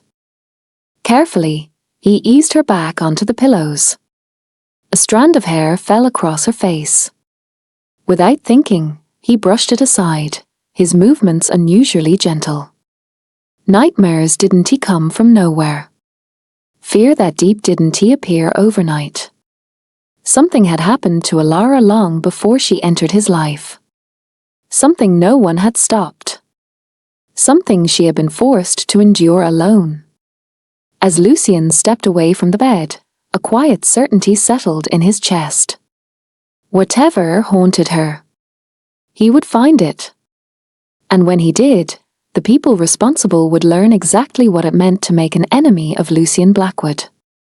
Because this time, Elara wouldn't face it alone. Elara's POV. I woke up exhausted from the same nightmare I had been having for the past 5 years. People call it a nightmare, but they don't understand. Nightmares fade when you wake up. They dissolve with morning light, leaving only fragments behind. Mine doesn't. Because it isn't imagination. It's memory. And memories don't disappear just because you close your eyes. It happened 8 years ago. I was 15. No matter how much time passes, those days never truly leave me. They linger at the edges of my thoughts, quiet during the day but alive at night, waiting for silence. Waiting for weakness. Waiting for sleep. For 3 years, the nightmare stopped. 3 peaceful years where I almost believed I had outgrown the fear. I slept without waking up breathless. I laughed without feeling guilty for it. I thought maybe time had finally done what everyone promised it would do, heal. That was when Marcus left the country. My cousin relocated abroad for work and didn't return once during those years. His absence created distance, and distance gave me peace. Without seeing him, without hearing his voice or feeling his presence nearby, my mind slowly stopped reliving those moments. The screams in my head quieted. Until now. Now he's back. And the nightmare returned with him. I took a slow, shaky breath and forced myself to sit up. My body felt heavy, like I had run for hours without stopping. My chest tightened with every inhale, my heartbeat still racing from the dream. For a moment, I didn't recognize where I was. The soft curtains. The quiet room. The unfamiliar calm. The mansion. Reality settled slowly, replacing panic with exhaustion. That was when I noticed it. A covered meal placed neatly beside my bed. I frowned, confused, reaching for my watch. 1 p.m.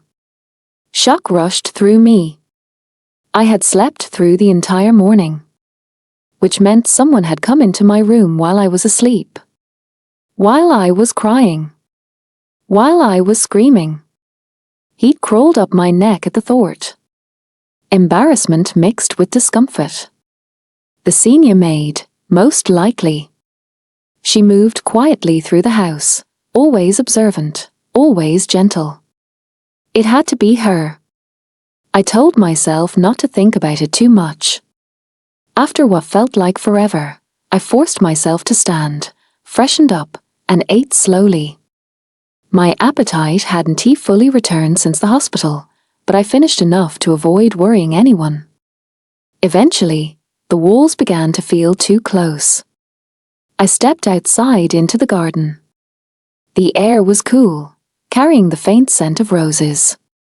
Red, white, soft pink blooms stretched along the pathways, carefully tended and impossibly perfect. I stared at them for a long time, letting the quiet settle inside me. Here, time felt slower. Safer. The meal was sent by Mr. Blackwood, the senior maid said gently from behind me. He instructed that it be brought to your room. Lucian. I nodded, unsure what emotion the information was supposed to bring. Gratitude? Surprise? Confusion felt more accurate. We didn't talk much. Our relationship existed within clear boundaries. He gave instructions. I followed them. There was no cruelty, but there was no warmth either. Just distance. And maybe that was easier. I sat there for a long time, breathing slowly, letting my thoughts drift. I don't even have a phone. The realization came suddenly. I wasn't sure why it felt strange now. I had lived without one for years. Still, something about it felt isolating. Like existing slightly outside the world. I don't think Lucian has noticed. Not that it matters. We don't really talk. A silence wrapped around me, memories began to creep in soft at first, then clearer. There was a time when life was simple. When laughter came easily. When I still had my parents. We weren't the kind of rich people who chased attention. My parents hated noise, hated unnecessary displays of wealth. We lived comfortably, quietly.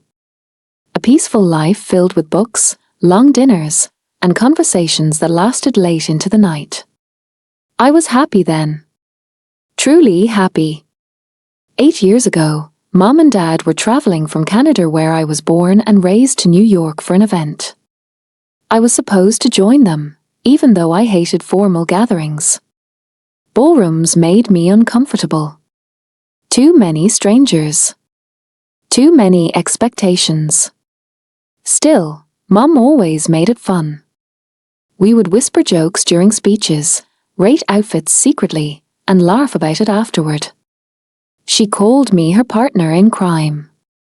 That day, my best friend Kira was hosting an all-girls sleepover. I chose that instead. I still remember the laughter in the driveway as they prepared to leave. Call me if you need anything, sweetie, Dad said, pulling me into a hug. Or if you miss Daddy's hugs, it's just a ticket away. Mom laughed and tickled my side. You really want me to suffer alone in that ballroom without my partner? I laughed too. I promised we would FaceTime later that night. They never made it. They were supposed to meet one of Dad's old friends at a hotel before heading to the event together. As they entered the car that would take them there, the car exploded. Mom. Dad. His friend. His friend's wife. Gone. Just like that. The next thing I remember is my phone ringing. An unknown number. I answered without thinking. And my world ended in a single conversation. After that, everything blurred together. Funeral arrangements. Lawyers. Voices speaking around me instead of to me. My father's elder brother moved into our Los Angeles home with his wife. My father had been adopted, and my mother had grown up without family. There was no one else. I had no choice. They became my guardians. At first, they were kind, careful, patient. Then a month passed, and their masks fell. Rules appeared overnight. Restrictions followed. I was pulled out of school under the excuse of a safety. Friends stopped calling because my number changed. The house that once felt warm became quiet and controlled. I learned quickly that silence made life easier. The day my aunt saw me using my phone in the backyard, everything changed. Her anger came out of nowhere. The slap shocked me more than the pain itself. The phone shattered against the ground moments later, pieces scattering across the tiles. "That's unnecessary," she said coldly. "You don't need distractions." That was the day I became phoneless. Isolated. Alone. But that wasn't the beginning. The beginning stood behind her. Watching. Smiling. "This is my son," she said proudly. "Marcus." He looked at me like he already knew something I didn't. His smile seemed normal to everyone else. Friendly. Harmless. But something about it made my stomach twist. At 15, I didn't understand why. I only knew I felt uncomfortable when he stood too close. When his jokes lasted too long. When his attention lingered in ways that made me want to disappear. At first, I told myself I was imagining it. That grief was making me sensitive. But fear doesn't grow without reason. Little things changed. The way he appeared unexpectedly in rooms. The way he laughed when I flinched. The way my aunt dismissed every discomfort as me being a dramatic. The house stopped feeling safe. And slowly, without realizing it, I stopped being the girl I used to be. I spoke less. Laughed less. Stayed in my room whenever possible. The nightmares began soon after. Even now, years later, my body remembers before my mind does. The tension. The helplessness. The feeling of being trapped in a place where no one believed you. That was how my trauma began. And now he's back. The garden felt colder suddenly. I wrapped my arms around myself, staring at the roses without really seeing them. People say time heals everything, but they don't understand how memory works. Some wounds don't close. They wait. Quiet. Until something or someone opens them again. And last night, when I saw Marcus smiling across that room, I realized something that terrified me more than the memories themselves. I wasn't 15 anymore. But part of me still felt like that frightened girl. And I didn't know how to make her feel safe again. Not yet. Lucian's POV. I couldn't believe it. The files spread across my desk blurred as I stared at them, the words refusing to settle into something logical. My office was silent except for the faint hum of the city beyond the glass walls, but inside my head, everything felt unbearably loud. My chest tightened. Ilara's parents were murdered on the same day mine were. The same day. For years, I had memorized every detail surrounding my parents' deaths. The time. The location. The event they were supposed to attend. The people they were meant to meet before arriving. I had rebuilt that day in my mind countless times, searching for the moment everything went wrong. And yet somehow, I had missed this. Missed her. That alone was enough to leave me stunned. But what truly shattered the fragile control I prided myself on was the name printed clearly across the investigation report. Ethan Coast. Her uncle. The man behind everything. I leaned back slowly in my chair, my fingers pressing against my temple as memory forced its way forward. That day, I knew my parents were meant to meet an old friend before heading to the event. It had been mentioned casually during conversations I barely listened to at the time. Back then, grief had consumed me entirely. I didn't care about connections or social ties. I cared only about one thing: finding who killed them. Revenge had been simple when it was fueled by rage. Find the enemy. Destroy them. I hadn't asked enough questions. I hadn't dug deep enough into the past. I had followed money trails, business conflicts, and criminal dealings, but I ignored the personal connections. The family ties. I never asked who that friend was. Never cared. Now I knew. And the realization made my stomach turn. Funny how I had believed Ethan Coast was the rightful head of the Coast family business. Funny how easily lies become truth when no one bothers to question them. He had stolen that title. The Coast Empire had been a family inheritance, passed down through generations. Ethan, the elder brother, had once been expected to take over. But greed had a way of revealing itself. Illegal dealings. Risky investments. Quiet betrayals that eventually reached their father's ears. Authority was stripped from him. The title passed instead to the younger brother.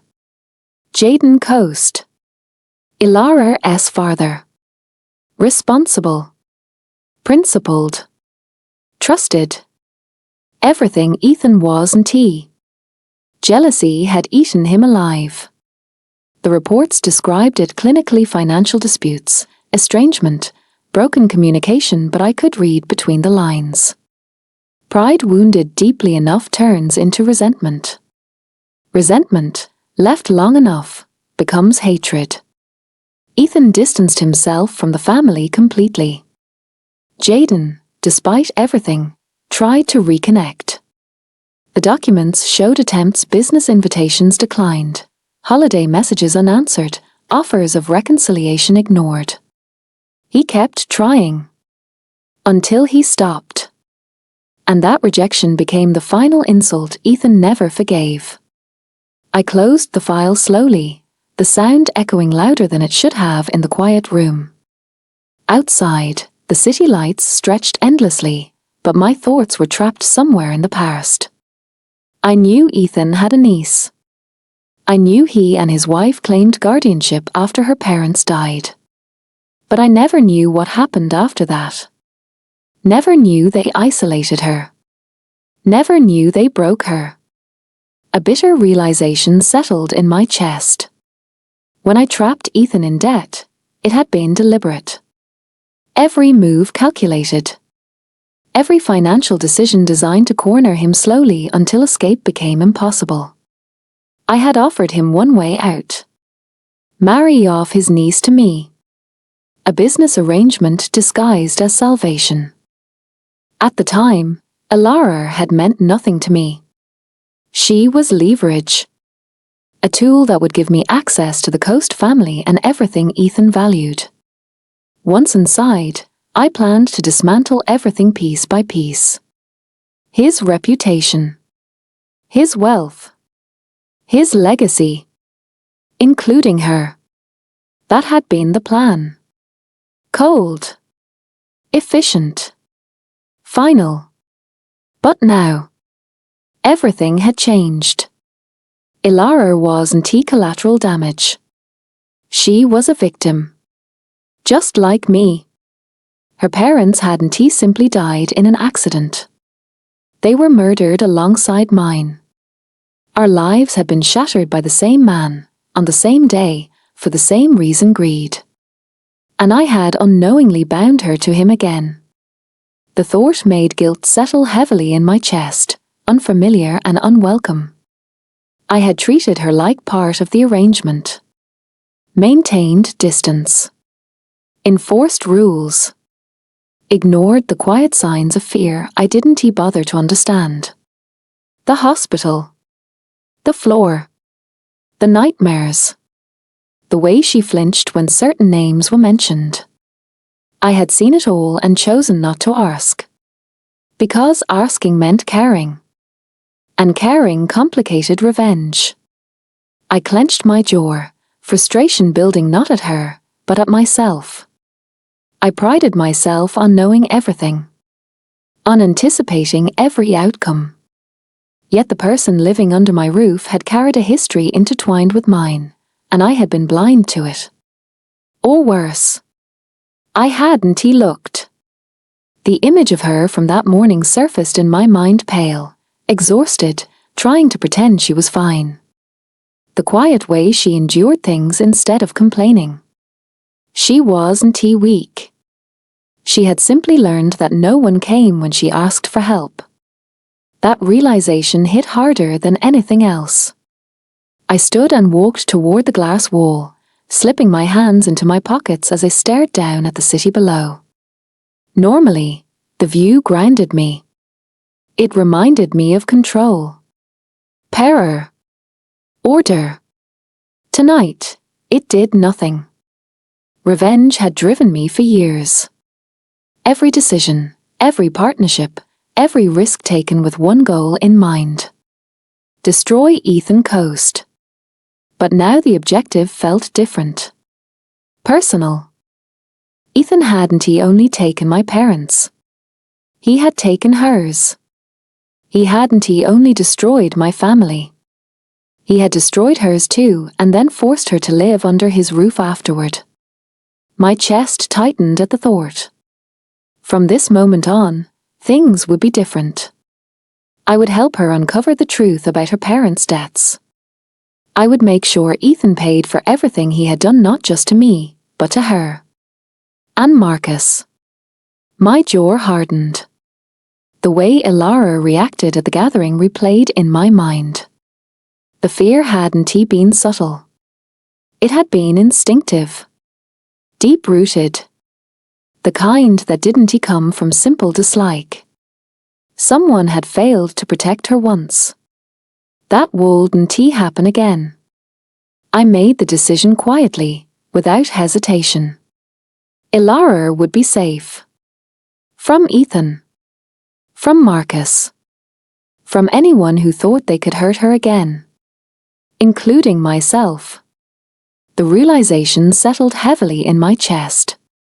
Because the truth was, I had already hurt her through indifference, through silence, through treating her like an obligation instead of a person.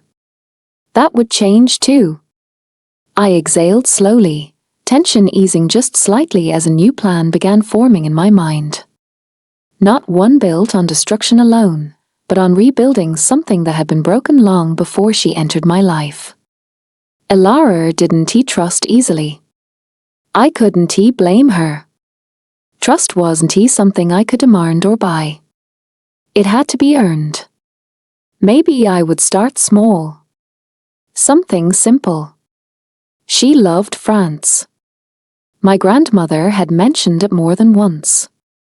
The disappointment in her eyes when the trip was cancelled hadn't gone unnoticed, even if she tried to hide it. A trip later, perhaps. When she was stronger.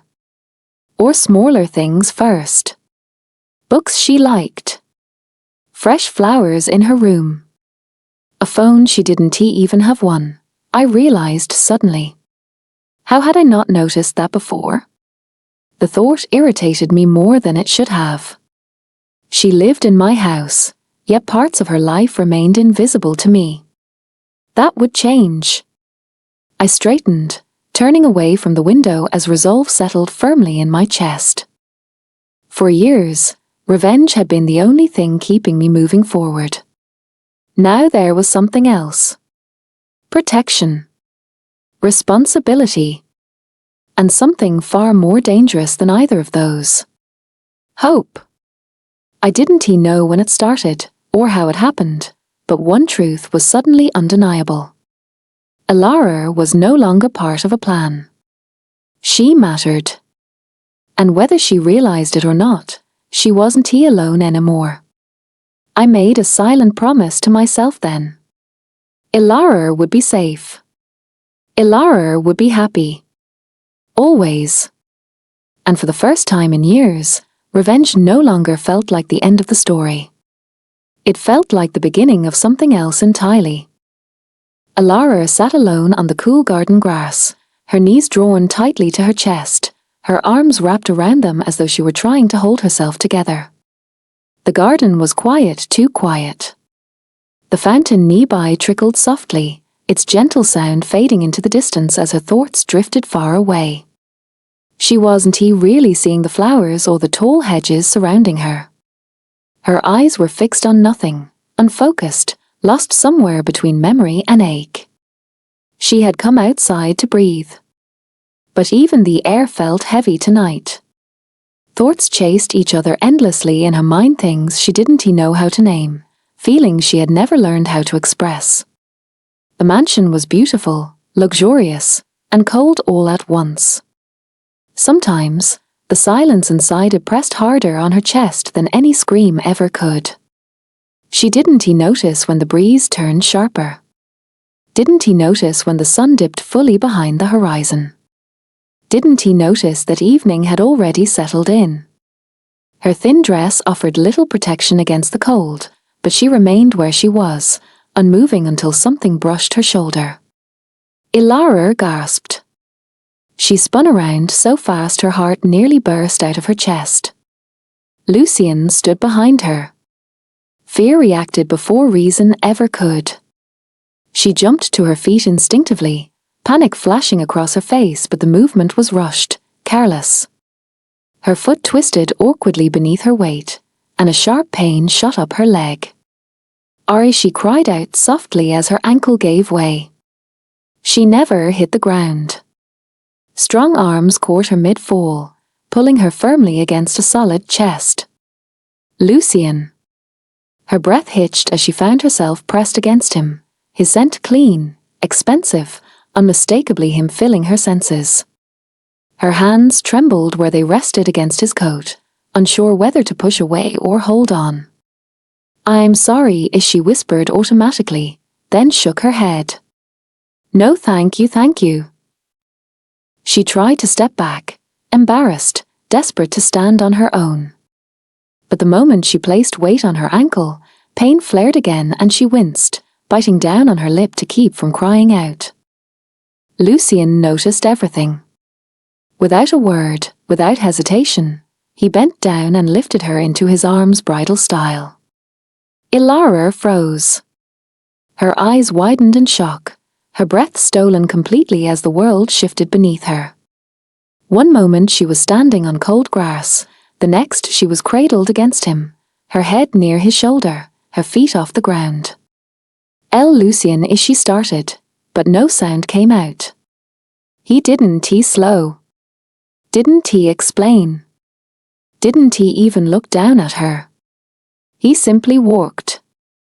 Each step toward the mansion felt unreal, like a dream she might wake from any second. Her heart hammered wildly, her mind scrambling to catch up. Was this really happening? Inside her room, Lucien gently laid her on the bed, careful not to jar her ankle. He crouched in front of her, his movements controlled, precise. Slowly, he lifted the hem of her dress just enough to examine the swelling. Ilara's heart raced. Her fingers clenched into the sheets as she watched him, barely breathing. Her thoughts spun chaotically. Is he angry? Is he being kind? Or is my mind playing tricks on me again? Since he hadn't said a single word, she decided it had to be her imagination. Lucien Blackwood didn't do things like this. He took out an ointment from the bedside drawer and began applying it carefully, his fingers firm yet surprisingly gentle as he massaged the swollen skin. His touch was warm, steady, real. Her throat tightened. Then, finally, he spoke. "Why were you sitting outside in the dark?" he asked calmly. "And dressed so lightly. You could caught a cold." The sound of his voice startled her so badly that she flinched. So this wasn't a hallucination. I was just sitting, as she said softly, her voice barely above a whisper. I didn't notice it was getting dark. Lucien straightened slowly. Only then did he notice the way her shoulders were tense, how her hands trembled faintly, how she still looked like she was bracing for something even now. He stepped back, putting distance between them. "I'll have the maid bring your dinner upstairs," he said evenly. "Don't put weight on your ankle." He turned to her nightstand and placed a small, neatly wrapped box on it. Then he headed for the door. Thank you," Lara whispered. Lucien paused, nodded once, and left.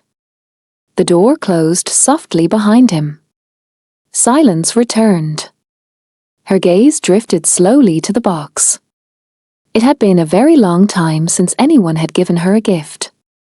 Her heart thumped loudly in her ears as she reached for it with shaky hands. She hesitated, then carefully opened it. Her breath caught. Inside lay a brand new phone. And beside it, her favorite chocolates. The same one she used to love. The same one she hadn't touched since before everything went wrong. Before the accident. Before her parents died. Before the world became unbearably quiet. Tears welled in her eyes. She hugged the box tightly to her chest, overwhelmed by emotions she didn't know how to sort: gratitude, shock, warmth, and something dangerously close to hope. Without thinking, she stood up. Pain shot through her ankle, sharp and unforgiving, but she didn't care. Clutching the box, she limped out of the room, following her heart instead of her fear. She spotted Lucien walking from the kitchen toward the dining area. "Lucien," as she called softly. He turned, confused, and before he could say a word, she wrapped her arms around him.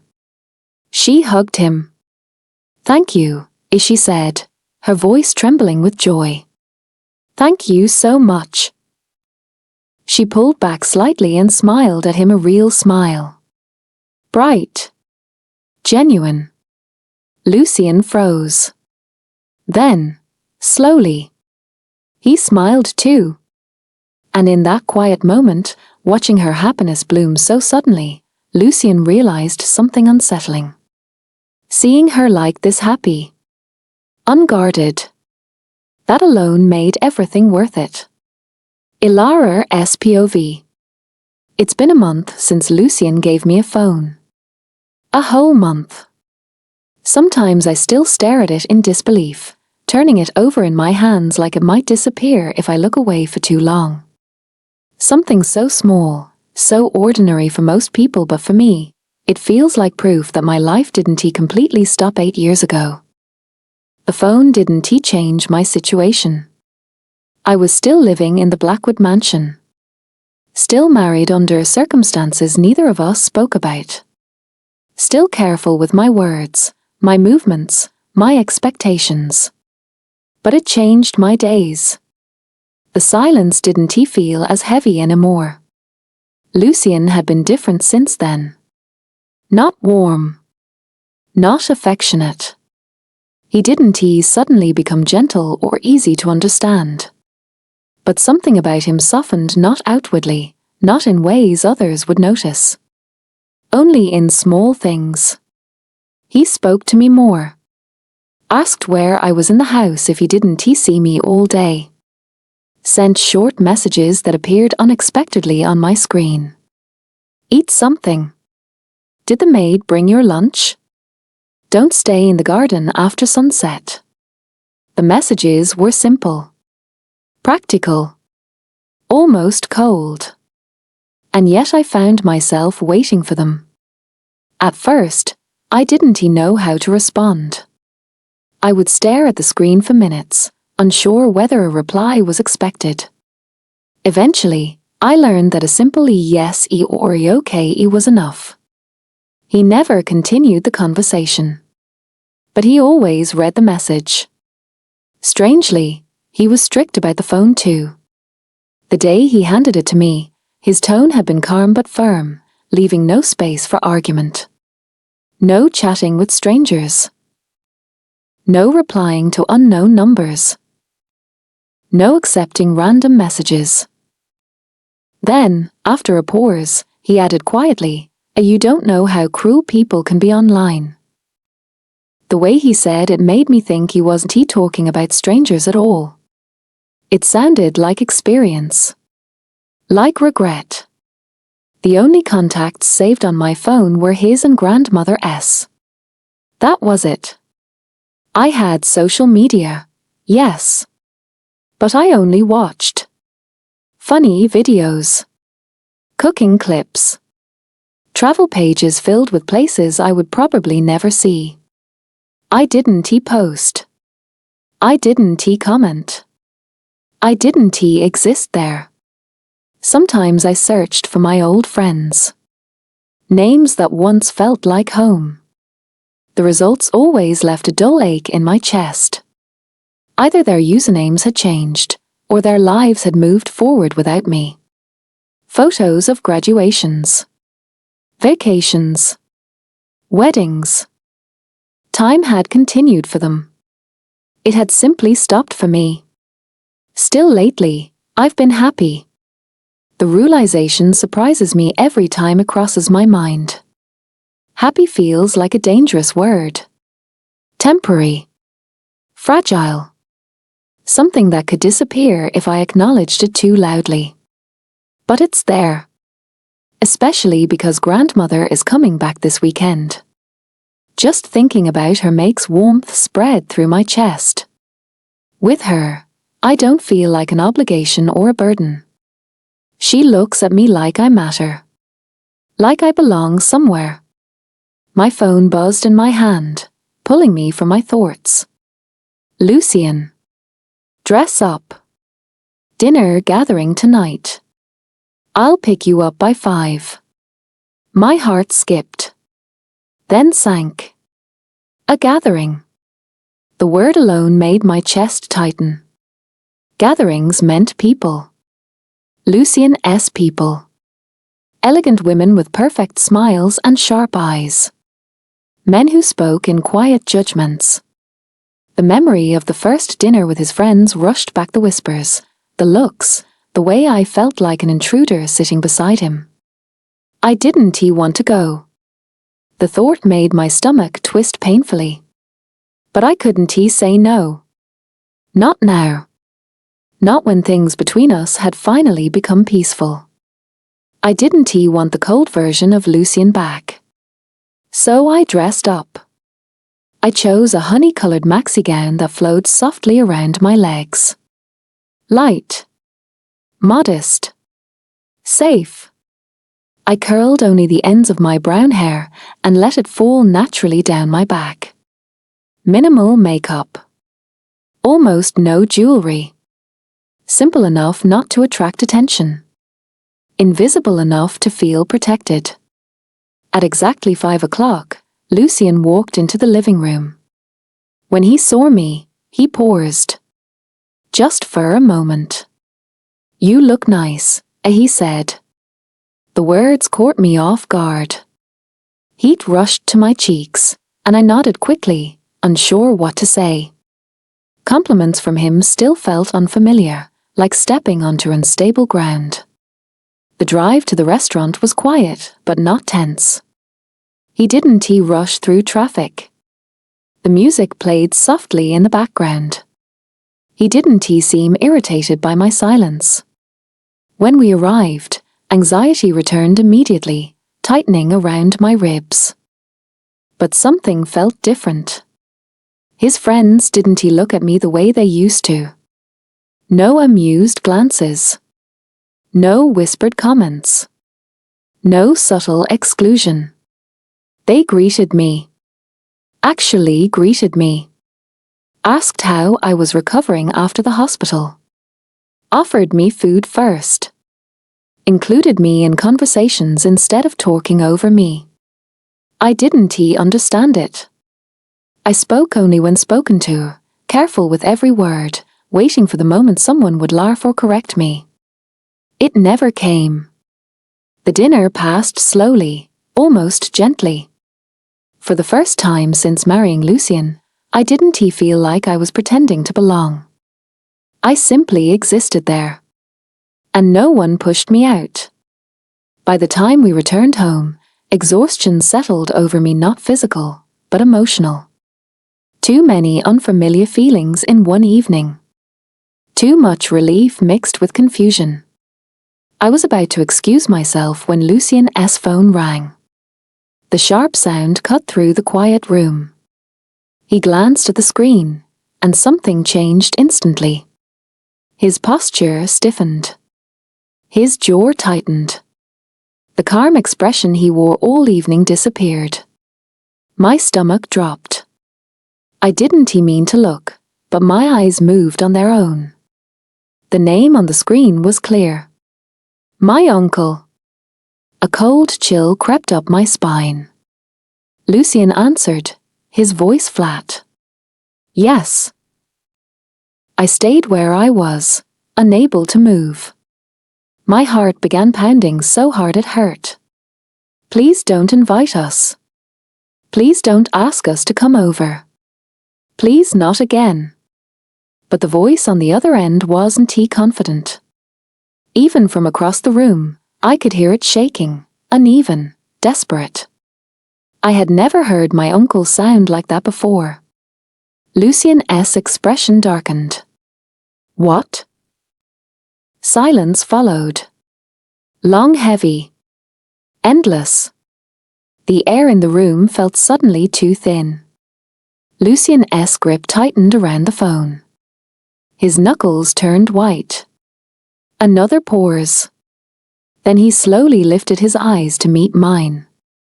And in that moment, I knew something terrible had happened.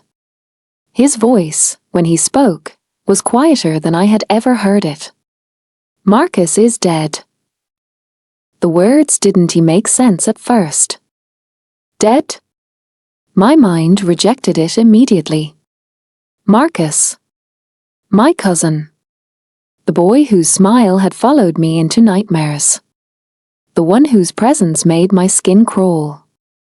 The reason sleep had never felt safe. Dead. The room tilted. My vision blurred. My legs weakened beneath me, and I grabbed the edge of the chair to steady myself. I expected fear. Relief. Something clear. Instead, emotion crashed into me all at once: shock, confusion, disbelief, and something darker I didn't want to name. Because a small, shameful part of me felt lighter. And that terrified me more than anything else. I couldn't breathe properly. Memories flooded back without warning: locked doors, mocking laughter, the feeling of being trapped in my own home. Gone. He was gone. My chest tightened painfully. I didn't know whether to cry or feel free. Lucien moved closer, his presence steady, grounding. He didn't touch me, but he stayed near enough that I could feel the warmth radiating from him. What happened? I whispered, my voice barely audible. He shook his head once. I don't know yet. But his eyes told me something else. This wasn't simple. This wasn't natural. Fear crawled up my spine again, colder this time. Because Marcus's death didn't feel like an ending. It felt like the beginning of something worse. And a silence filled the room, one thought echoed louder than all the others. If Marcus was dead, what would Ethan do next? Ilara's POV. I didn't scream when I heard the news. Didn't he collapse? Didn't he cry? Didn't he even ask questions? I simply went numb. The words Marcus is dead echoed in my mind like a sentence spoken underwater, distant, muffled, unreal. I heard them, understood them, yet my body refused to react. It was as if my soul had stepped away, leaving my body behind to function on instinct alone. Marcus was gone. The same Marcus whose shadow had followed me for years. The same Marcus whose voice still crept into my nightmares. The same Marcus I feared more than anyone else in the world. And yet I never wished him dead. Not once. Hate, yes. Fear, always. But death? No. When Lucien told me how it happened, how Marcus had been tortured before he was killed, something inside me cracked. I expected relief. Closure. Some twisted sense of justice. Instead, my chest tightened painfully. The nightmares returned that very night. They came without mercy. I saw locked doors. Felt hands grabbing my wrists. Heard laughter echoing in empty rooms. I woke up screaming more than once, drenched in sweat, my heart racing so hard I thought it might burst. Some nights I didn't scream at all, I just lay there, shaking silently, staring at the ceiling until dawn. My appetite vanished. Food tasted like nothing. Sleep felt unsafe. Time blurred together. Days passed, but I barely noticed. Lucien noticed everything. He noticed the way I stopped humming softly while walking through the halls. The way I barely touched my meals. The way my eyes no longer followed people when they spoke to me. He started coming home early. At first, I thought it was coincidence. Then I realized it wasn't he.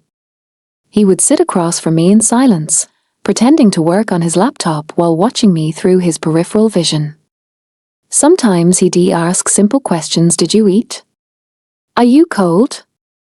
As if afraid that anything deeper might shatter me completely. I wanted to tell him I was breaking. But I didn't know how. I didn't know how to explain that Marcus's death hadn't freed me, it had dragged everything I buried back to the surface. That knowing he had suffered terrified me almost as much as knowing he was gone. I felt guilty. And guilt is a heavy thing to carry when you're already drowning.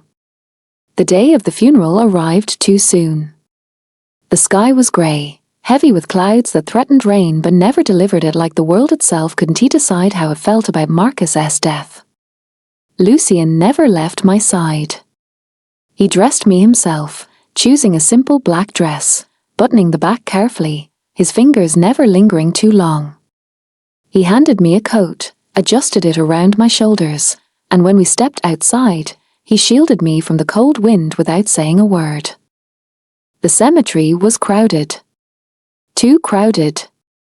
Faces blurred together, relatives, acquaintances, business partners, people who came not to mourn but to observe. Whispers floated through the air, mixing with the sound of shuffling feet and quiet sobs. I stood stiffly beside Lucien as condolences were exchanged. I'm so sorry for your loss. He was so young. This must be difficult. Their words passed through me like smoke. When it was time to approach the coffin, my legs nearly gave out. Marcus lay there still, pale, lifeless. The man who once towered over me. The man whose presence alone made my chest tighten. Reduced to silence. Even in death, he frightened me. My hands began to shake uncontrollably. I didn't realize it until Lucien moved. He took off his coat and gently wrapped it around my shoulders, pulling me closer to his chest. His body was warm, solid, real. Breathe, he murmured so quietly only I could hear. I leaned into him without thinking. Just a little. His arms came around me protective, steady, unyielding. And for the first time that day I felt safe. Not relieved. Not healed. But safe. Hours later, when the ceremony ended and the crowd began to disperse, exhaustion crashed over me like a wave. I barely remembered the drive back to the mansion. Everything felt distant. Muted. Until we walked inside. The moment I saw grandmother standing in the hallway, her eyes filled with concern, something inside me shifted. She opened her arms immediately. "My child," she whispered, pulling me into a gentle embrace. And for the first time in days, a small smile appeared on my face. Real. Unforced. Lucien saw it. And in that one fragile moment, he felt grateful that someone could still reach me when he didn't know how. Marcus SPOV. I know how this sounds. But I didn't think I was doing anything wrong. I lied to my parents and told them I'd taken a leave from work. They believed me without question. Why wouldn't they? The truth was I didn't have a job. I gambled. I drank. I partied. Why work when money flowed easily? Even if my father wasn't the one who built the company, he still lived comfortably off the wealth his adopted brother and father created. And as his son, I benefited from that. Life was easy. Until the day I overheard them talking. I wasn't meant to hear it. They were discussing my uncle's death. How it wasn't an accident. How they staged everything. How carefully they planned it. I froze. My breath caught. They noticed me standing there. Their faces drained of color. They begged. Promised money. Protection. Silence. They sent me abroad with more cash than I could spend in a lifetime. Every week, more money arrived payment for my silence. And honestly, I enjoyed it. Living alone in a foreign country with unlimited money made me reckless. Clubbing turned into routine. Gambling turned into addiction. I stopped caring about consequences. Until I lost everything. When I demanded more money, my father snapped. The company was drowning in debt. There was no more to give. He told me to find a job. A job? Me? I laughed in his face. So I borrowed money. A lot of it. From a man who always wore a mask. He spoke calmly, politely, but something about him chilled me. I told myself I'd pay him back once things settled.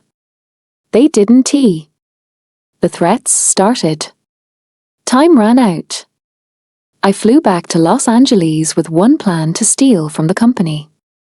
That's when everything went wrong. On my morning jog, a car sped toward me. Pain exploded in my neck. Darkness followed. When I woke up, I was tied in an abandoned warehouse. 3 men stood before me. And behind them the masked man. The torture wasn't loud. It was methodical. Precise. When the boss stepped forward with a gun, I finally understood. I never mattered. Bang. And then nothing. Ilara SPOV. It's been almost a year since I married Lucien. Well, married might not be the right word. It started as a contract marriage. Cold. Calculated. Business-like. A signature on paper meant to solve problems, not create feelings. Back then, love was never part of the agreement. There were rules, expectations, boundaries carefully drawn between us like invisible walls neither of us intended to cross. At least, that was the plan. But somewhere along the line, everything changed.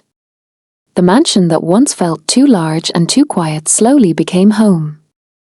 The man who once felt distant and unreadable became familiar. Safe. And before I realized it, the silence between us stopped feeling awkward and started feeling comfortable. We learned each other without trying: his habit of loosening his tie after long meetings, the way he drank his coffee without sugar, the quiet way he checked if I had eaten without asking directly. Lucien never said much, but his actions spoke louder than words ever could. And somehow, between shared dinners, late-night conversations, and moments neither of us planned, we fell. Hard. Deep. Completely. I later understood why Lucien had always seemed so cold to the world. He lost both his parents on the same day. The pain carved something deep inside him, something that made him build walls so high no one could reach him. Just like me. He never told me the full story of how they died, and I never pushed. Some wounds aren't meant to be reopened. Some grief lives quietly in the background, shaping who we become without needing explanation. But I told him everything about myself. Every scar. Every fear. Every nightmare that still woke me up some nights. I told him about the loneliness after my parents died, about being treated like a burden, about the moment my uncle decided my future was something he could trade away to save his failing company. Lucien listened.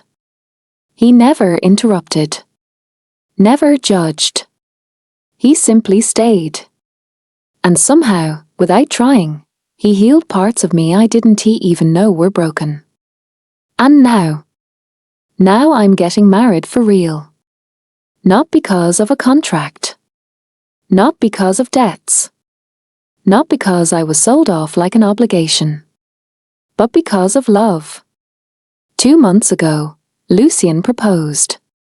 Lucien Blackwood, the man people described as untouchable, intimidating, impossible to read, stood in front of me with nervous eyes and asked me to marry him again. This time without conditions.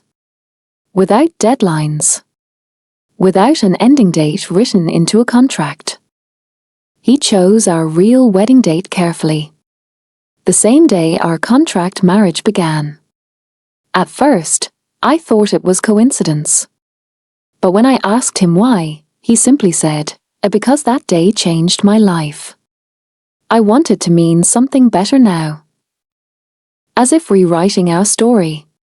Turning something forced into something forever. The wedding is in 2 weeks. 2 weeks until my dream becomes reality. Grandmother has been over the moon ever since the announcement. She insists on overseeing every detail from flowers to seating arrangements to the exact shade of ivory for my dress.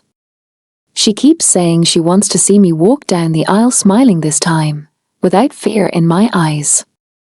I didn't realize how much that mattered until she said it. Because she's right. The first time I walked into marriage, I was terrified. This time, I'm happy. My phone buzzed on the bedside table, pulling me out of my thoughts. I didn't even need to check the name before smiling. Only one person texted me like this. Hubby. How's my damsel doing? Hope you're not too stressed. Sorry I didn't get in touch earlier today, was insanely long. I literally excused myself from a meeting just to text you. Picking you up by 5 for dinner. Can't wait to see my sexy, soon-to-be real wife. Heat rushed to my cheeks instantly. This man. The same man who once barely spoke now sent messages filled with teasing and affection. If someone had told me a year ago that Lucien Blackwood would be like this, I would have laughed. I typed back quickly, still smiling. Me. Higher. Handsome. Damsel doing good, way less stressed now that I know you're thinking of me. Long day. Here? Don't worry, I understand. See you by 5. Love you. His reply came almost immediately, filled with far too many hearts and kisses for someone who claimed to be busy. I checked the time. Almost 4 p.m. Panic set in as I rushed upstairs to get ready. Yes, our room. Same room. Same bed. Same life. At some point, the separation we once maintained disappeared naturally. There was no single moment when it changed. One day his side of the closet simply mixed with mine. His watch resting beside my jewelry. His presence becoming something I couldn't imagine living without. I opened my wardrobe, staring at the rows of dresses, suddenly unsure of everything. Dinner with Lucien shouldn't make me nervous after all this time, yet it did. Maybe because lately, every moment with him felt more meaningful. Like we were standing on the edge of something new. After several minutes of indecision, I chose a red, long-fitted dress with a slit from the knee downward. Elegant but not too formal. Confident without trying too hard. Black heels. A black clutch. Simple. I straightened my hair before styling it into a low loose bun, letting a few strands fall softly around my face. My makeup stayed minimal, just like always. Lucien always said he liked me best when I looked like myself. But this time, I added deep red lipstick. I stared at my reflection for a long moment. The girl looking back at me didn't look like the frightened woman who arrived here a year ago. Her shoulders were relaxed. Her eyes brighter. Stronger. Happy. I smirked slightly. Lucien, isn't he ready? At exactly 5 p.m., I heard the front door open downstairs. Right on time. I took a deep breath before descending the stairs slowly, my heels echoing softly against the marble.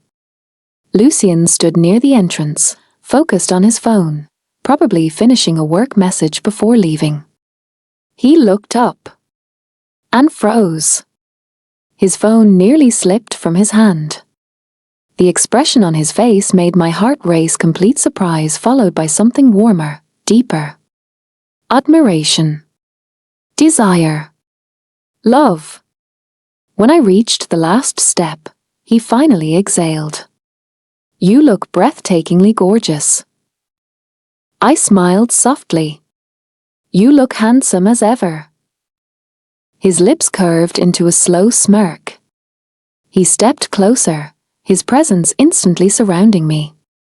He leaned toward my ear, gently tugging a loose strand of my hair between his fingers. Is my shy wife flirting with me? My face burned instantly, matching the color of my dress. He laughed quietly, the sound warm and familiar.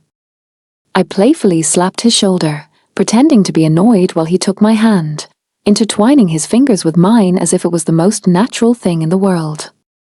The drive to the restaurant was peaceful. The city lights flickered outside the window as evening settled in, painting everything gold and soft. Lucien rested one hand on the steering wheel, the other occasionally reaching for mine. Small gestures. But they meant everything. You've been quiet, he said after a while. I was just thinking, I replied. Dangerous, he teased. I laughed softly.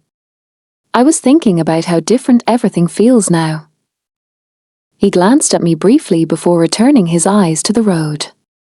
Different good? The best kind. Silence followed, comfortable and warm. When we arrived, Lucien helped me out of the car like always, his hand steady at my waist. Inside, dinner felt easy, filled with laughter, stolen glances, and conversations that drifted from wedding plans to memories of how far we'd come. At one point, I caught myself just watching him. The way he spoke calmly, the way his serious expression softened whenever he looked at me. I realized something then. I didn't fall in love with Lucien because he saved me. I fell in love with him because he saw me. Truly saw me. And chose me anyway.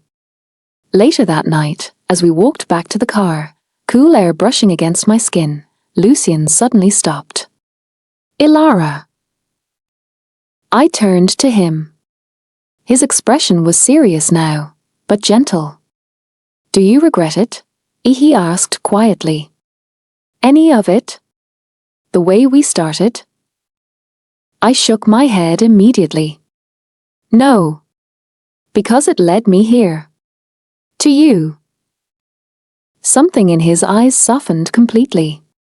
He pulled me into his arms, holding me close in a way that felt both protective and vulnerable. "I was afraid," he admitted, "that one day you'd realize you deserved better." I smiled against his chest. "I already did." He stiffened slightly before I continued. "And I chose you anyway." He laughed softly, relief clear in the sound, before pressing a gentle kiss to my forehead. On the drive home, I leaned my head against the window, watching the lights blur past. My heart felt full in a way I never thought possible. A year ago, this marriage was a transaction. Now, it was everything. As Lucien's hand found mine again, squeezing gently, one thought echoed clearly in my heart. This time, this love, this marriage, it's real. And this time, it's forever. Ilara's POV.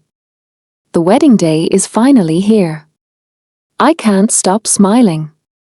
I can't stop shaking. And I can't stop wondering how my life changed so completely in just 1 year. The morning sunlight spills softly through the tall windows of the bridal suite, warming the room in golden light. Everything feels unreal, like I'm standing inside someone else's dream. The air smells faintly of roses and fresh fabric, and everywhere I look, there are signs that today is real. My wedding dress hanging near the window, makeup brushes scattered across the vanity, laughter drifting in and out as people move around me. Today, I get to marry the man I love. Not because of contracts. Not because of debts. Not because someone decided my future for me. But because we chose each other. Even now, saying that feels strange. For so long, love felt like something that belonged to other people with easier lives, happier beginnings, and families that didn't fall apart overnight. I never imagined I would stand here one day, calm and excited at the same time, waiting to walk toward a future I actually wanted. Yet here I am. And somehow, everything that once hurt led me here. My hands tremble slightly as I look at my reflection. The makeup artist has already finished, leaving my face soft and natural, just the way Lucien likes. My hair falls in gentle waves, pinned carefully beneath a delicate veil that feels impossibly light. I barely recognize the woman staring back at me.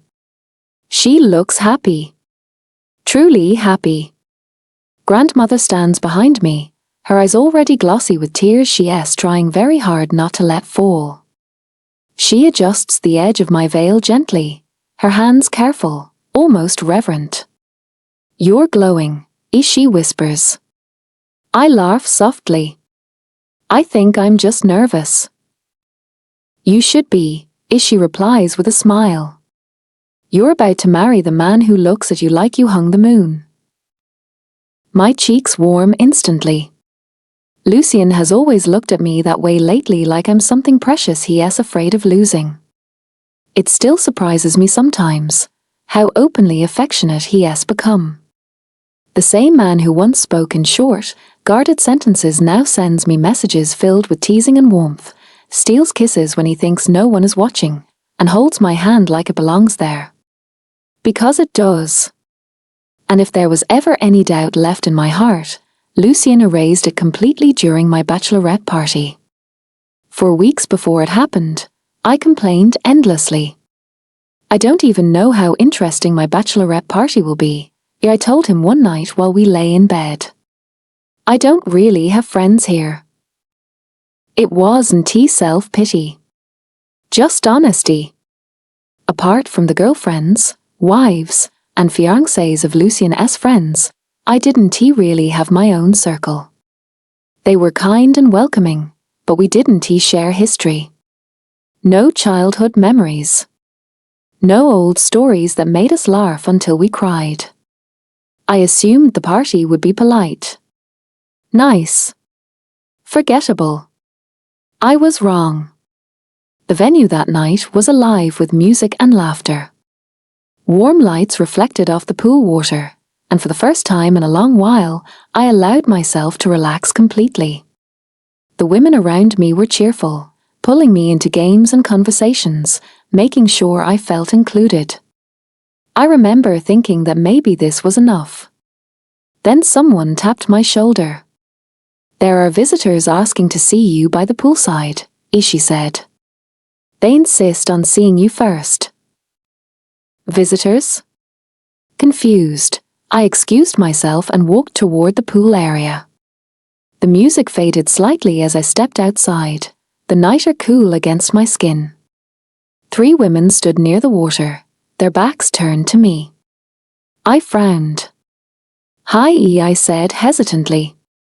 They turned, and one of them smiled in a way that felt painfully familiar. I didn't know Alara would be the first among us to get married. My heart stopped. That voice. "Kira?" I whispered. "My best friend. My first real friend." Before I could even move, the other 2 turned fully toward me, grinning widely. Faces I hadn't seen in years. Faces I thought I might never see again. Everything broke at once. I screamed. I cried. I laughed so hard my chest hurt. We hugged, pulled apart, and hugged again like letting go would make them disappear. I couldn't even form proper sentences. They were here. Alive. Happy. Real. They told me how life had taken them in different directions, how they had moved, changed names, started over. And somehow Lucien found them. I never asked how. I didn't need to. Because only someone who loved you deeply would go that far just to make you smile. That night became one of the happiest nights of my life. We talked for hours, shared memories, danced until our feet hurt, and cried over everything we had survived. For the first time in years, I felt like a part of myself had come home. And when I returned to the mansion later that night, Lucien was waiting in the living room. He looked nervous. "Did you have fun?" he asked carefully. I didn't answer. I just walked straight into his arms and held him tightly. He understood. He always does. And now I'm standing at the beginning of something new. The music outside shifts, signaling that the ceremony will begin soon. My heartbeat quickens instantly. Excitement mixes with nerves, making my stomach flutter. This is it.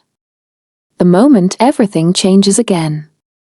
The doors open, and the sound of the crowd grows louder. Flowers line the aisle, soft music filling the air as I take my first step forward. Every face turns toward me, but I barely notice them. Because at the end of the aisle stands Lucien. Waiting. He looks breathtaking in his suit, but it's his expression that steals my breath. The moment his eyes meet mine, everything else fades away. The noise. The people. The nerves. There's only him. His eyes soften, and I see it clearly: love, relief, disbelief, and something deeper. Gratitude. As if he still can't believe I chose him too. Each step feels lighter than the last. By the time I reach him, my hands have stopped shaking completely. Lucien takes them gently, his grip warm and steady. "You're beautiful," he whispers. I smile. "You're staring." "I can't help it." The ceremony passes in a blur of vows and emotions. When it's my turn to speak, my voice trembles at first, but the words come easily. Because loving Lucien was never difficult. Choosing him was never difficult. And when we finally say I do, the applause around us feels distant compared to the overwhelming warmth in my chest. We're married. For real this time. The reception is filled with laughter and music. Lights glow softly around the hall, and everywhere I look, people are smiling. Dancing. Celebrating. Celebrating us. During the cake cutting, Lucien suddenly pushes a large piece of cake into my mouth. I freeze in shock. He bursts out laughing immediately, completely unapologetic. Oh. So it's war? I wait patiently, pretending to recover. The moment he laughs again, I grab my own piece and aim carefully. Straight into his mouth. His eyes widen in horror as frosting smears across his lips. For 1 second, he looks completely betrayed. Then we both start laughing loud, uncontrollable laughter that makes it impossible to breathe properly. Carefree. Happy.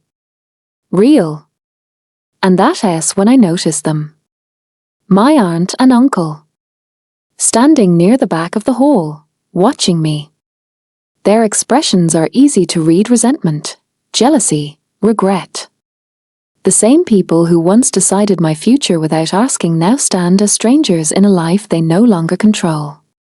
For a brief moment, I expect pain. But none comes. Instead, I feel free. Because today, they don't matter. Today, I am not the broken girl they once manipulated. I'm not the frightened woman who walked into a contract marriage with no choices left. Today, I am a bride. Loved. Chosen. Protected.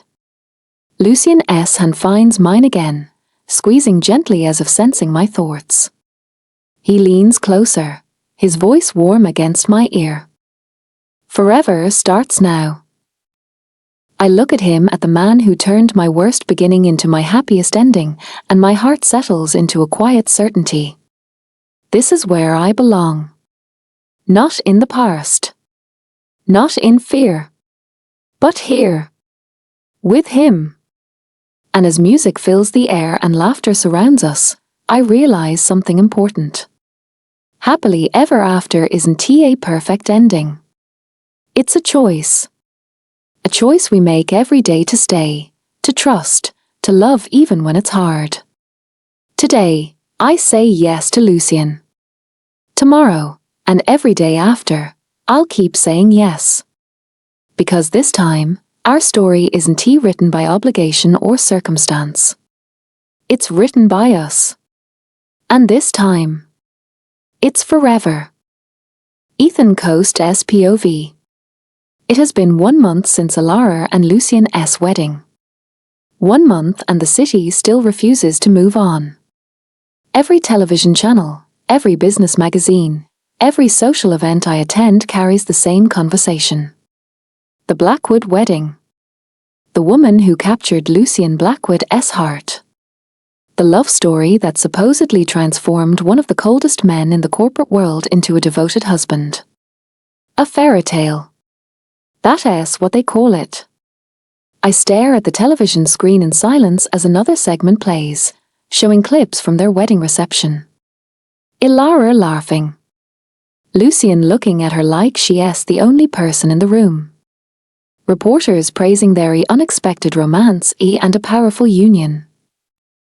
The remote tightens in my grip until my knuckles turn white. They look happy. Too happy. The media calls them perfect. Untouchable. A symbol of love overcoming hardship. They talk as if the past never existed, as if everything that happened before simply disappeared. But I remember. And the more I watch her smile, the more something dark twists inside my chest. Lisa can't stand it either. My wife's irritation has become constant, simmering just beneath the surface. Ever since Marcus died, this house has felt colder, heavier. His absence lingers in every hallway, every empty chair at the dining table. Losing him broke something in her that I don't think can ever be repaired. But grief isn't the only thing eating her alive. It's jealousy. Every time Ilara's name appears on the screen, Lisa's expression hardens. Her lips thin, her eyes filled with bitterness she doesn't bother hiding anymore. That girl should have stayed where she belonged, as she mutters one evening, watching yet another interview replay. Instead, she's living the life that should have been ours. I don't respond immediately. Because the truth is, I feel it too. After everything we did, after all the careful planning, Ilara was supposed to disappear quietly into Lucien's life. A transaction. A solution to a financial problem. Nothing more. I never imagined Lucien would change. Lucien Blackwood was known for being ruthless, distant, impossible to reach emotionally. That was why the arrangement made sense. He would take her, keep her out of our way, and eventually lose interest. But instead, he fell for her. And now she stands beside him, protected by his name, his wealth, his influence. Untouchable. The realization burns. Because as long as she exists, she remains a risk. A reminder. A loose end. And loose ends destroy everything. Lisa was the one who finally said it aloud. Ilara has to go. The words hung in the air between us, heavy but inevitable. I didn't argue. Because deep down, I already knew.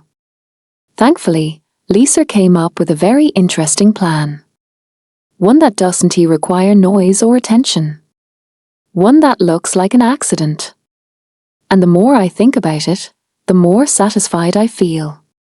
They think their story has reached its happy ending. They have no idea it's only the beginning of something much darker. And I can't wait to watch it unfold. Lucien's POV. Waking up beside my wife is still something I haven't gotten used to. Not because it feels strange. Because it feels too good to be real. I always wake up first. Always. It became a habit during the first months of our marriage, when sleep came easier to her than it did to me. Now, even when I don't have to, I find myself opening my eyes early just to watch her. Ilara sleeps peacefully, curled slightly toward me, her hair spread across the pillow like dark silk. Her breathing is slow and steady, her expression soft in a way she never allowed herself to be before. Sometimes, I lie there for nearly an hour, doing nothing. Just watching. Memorizing. Because for years, peace felt temporary. Something that could vanish without warning. Losing my parents taught me that happiness could disappear overnight, leaving nothing behind but silence. But with her, mornings feel different. Safe. Today is no exception. We're scheduled to fly back home after spending a full month in the Maldives. A honeymoon that felt less like a vacation and more like stepping outside the world entirely. No business calls. No expectations. Just the two of us. For the first time in years, I allowed myself to relax completely. I'm lost in thought when suddenly, something tickles my stomach. I jerk slightly in surprise. Ilara bursts into laughter, already awake, her eyes sparkling with mischief. Good morning, as she says brightly. Before I can respond, she leans down and presses a quick kiss to my lips, then slips out of bed and disappears into the bathroom. I exhale slowly, smiling to myself. She does this often now, small, spontaneous gestures that still catch me off guard. The woman who once avoided even accidental contact now seeks it naturally, comfortably. It still amazes me how much she's changed. Or maybe how much she finally allowed herself to be. By the time we finish breakfast and head to the airport, she is already talking excitedly about home. About cooking again. About sleeping in our own bed. About normal things that somehow feel important now. She falls asleep halfway through the flight, her head resting against my shoulder. I don't wake her when we land.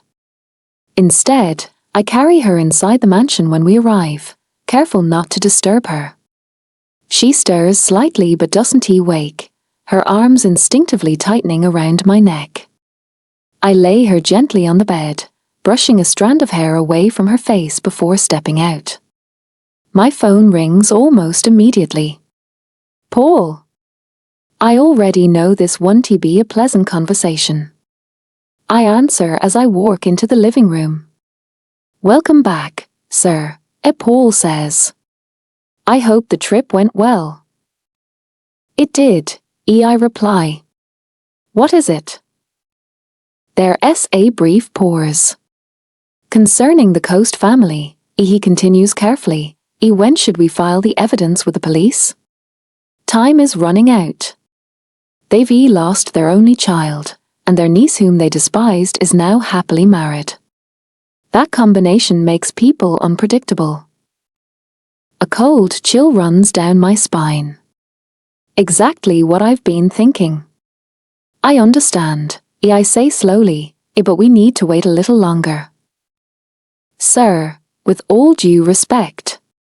I don't know how Alara will handle it, I interrupt quietly. Finding out that her uncle staged her parents' death and mine. The words feel heavy even saying them aloud. She is finally happy, Paul. She is healing. If she learns the truth now, it will destroy her. She'll blame herself. She'll fall back into that darkness again. I close my eyes briefly, remembering the woman she used to be quiet, guarded, constantly bracing for pain. I won't let her return there. I've already hired 2 bodyguards, I add. They'll stay in the shadows. She mustn't know. I can't lie to her face. Paul sighs on the other end. And how long do we wait, sir? As long as necessary, I reply firmly. We exchange a few more updates before ending the call. The silence that follows feels heavier than before. Danger is coming. I can feel it. And the worst part is knowing that the person I want to protect most has no idea it exists. Footsteps pull me from my thoughts. Alara walks into the living room, freshly changed, her hair slightly messy from sleep, a wide grin already on her face. Let us make chocolate cookies, as she announces excitedly. You promised we'd make them together when we got home. And I'm craving them badly. She pouts playfully, crossing her arms. The tension in my chest loosens instantly. This woman. No matter how complicated the world becomes, she has a way of making everything feel simple again. I smile despite myself and stand up. Yes, Maram. Her face lights up, and she grabs my hand, pulling me toward the kitchen. Flour ends up everywhere within minutes. She laughs when I fail to follow instructions properly, accusing me of deliberately making a mess just to distract her. I deny it, of course, though she is not entirely wrong. For a while, nothing exists outside that kitchen. Just laughter. Warmth. The smell of chocolate filling the air. Normal life. The life I promised her. And as she leans against me, smiling proudly at the tray of cookies, I allow myself to believe just for a moment that maybe things will stay this way. That maybe the storm won't reach us. But somewhere beyond these walls, plans are already moving. People are already watching. And while my wife laughs in my arms, unaware of the danger surrounding her, The calm we're standing in is only temporary. Because storms don't announce themselves. They arrive quietly. And when they do, everything changes. Ilara SPOV. Lucian has been acting strange lately. Not in a bad way. Not cold or distant like before. If anything, he has been warmer than ever, gentler, more attentive, always close enough that I can feel his presence even when he says nothing. But something about it feels different. He watches me more carefully now. His eyes follow me when I move around the house, when I laugh, when I leave a room. At night, he pulls me closer in his sleep, his arm tightening around me as if afraid I might disappear if he lets go. At first, I thought it was just the afterglow of our wedding. Newly married couples were supposed to be like this, right? Protective. Affectionate. Attached. But this feels deeper than that. He checks his phone more often. Takes calls in private. Pauses before answering simple questions. And whenever I ask what's wrong, he smiles and brushes it away. Work, he says. Nothing you should worry about. I want to believe him. I really do. But deep down, there's a quiet unease growing in my chest, a feeling I can't explain. Like standing under a clear sky while somehow knowing a storm is coming. I try to ignore it. Try to focus on the good things. On the life we built together. On the happiness I once believed I would never have. My thoughts are interrupted when my phone buzzes on the kitchen counter. The girls' group chat. A smile immediately spreads across my face as I open it. Kira, yo girls. I just bought VIP tickets for the Hollywood Bowl concert. MEA, EOMG. Kira, that's so sweet. I need to cancel everything and go shopping before the weekend. Linder, oh my. What am I going to wear? Help me choose. I'll send outfit snaps. Modeling is exhausting. I laugh softly, shaking my head. Some things never change. Even after all these years, they're still dramatic, loud, and full of life. Being around them again feels like reclaiming a piece of myself I thought I had lost forever.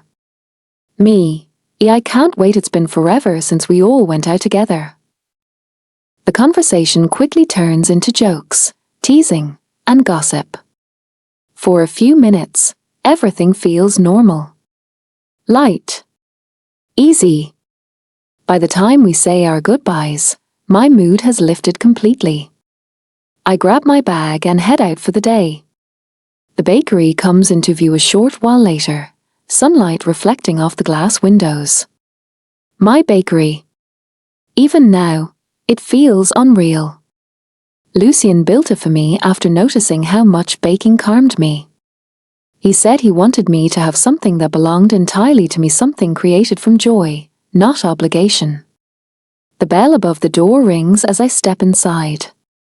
Good morning, Maram. The staff greet me warmly, their smiles genuine.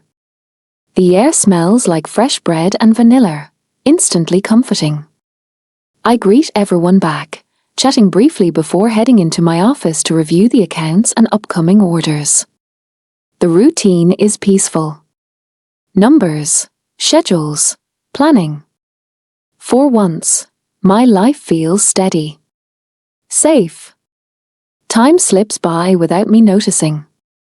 About an hour later, I hear a soft click. At first, I don't think much of it. Probably someone closing a door somewhere. But a strange feeling creeps over me anyway. I stand up and walk toward my office door, reaching for the handle. It doesn't move.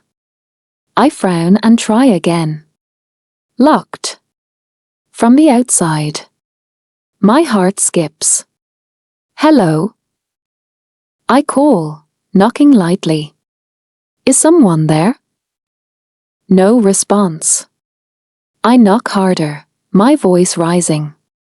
Can someone open the door? Silence answers me.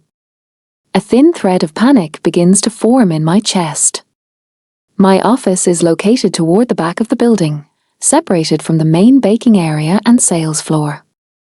Sound doesn't travel well here. I bang harder, calling out again and again. Nothing. My breathing quickens as I rush back to my desk, grabbing my phone. Before I can dial anyone, it starts ringing. Unknown number. I hesitate. Something about it feels wrong. But when the caller ID changes and a familiar name appears, my blood runs cold. Aren't. My fingers tremble as I answer. For a moment, there's only silence. Then laughter fills my ear. Cold. Cruel. The sound sends chills down my spine. I hope you enjoy your new life in hell, as she says sweetly. My stomach drops. I don't understand. Oh, don't pretend, as she interrupts, her voice dripping with hatred. Did you really think you could escape us? That you could live happily after everything? My mouth goes dry. Then she says the words that shatter my world. Just like your parents did. We burned them alive in their car. The world stops. My mind refuses to process it. We made it look like an accident, as she continues calmly. And now it's your turn. But don't worry, baby girl, yours won't be in a car. A pause. It'll be right there in your little office. The call ends. I stand frozen, phone still pressed to my ear. They killed my parents. The thought echoes again and again, drowning everything else out.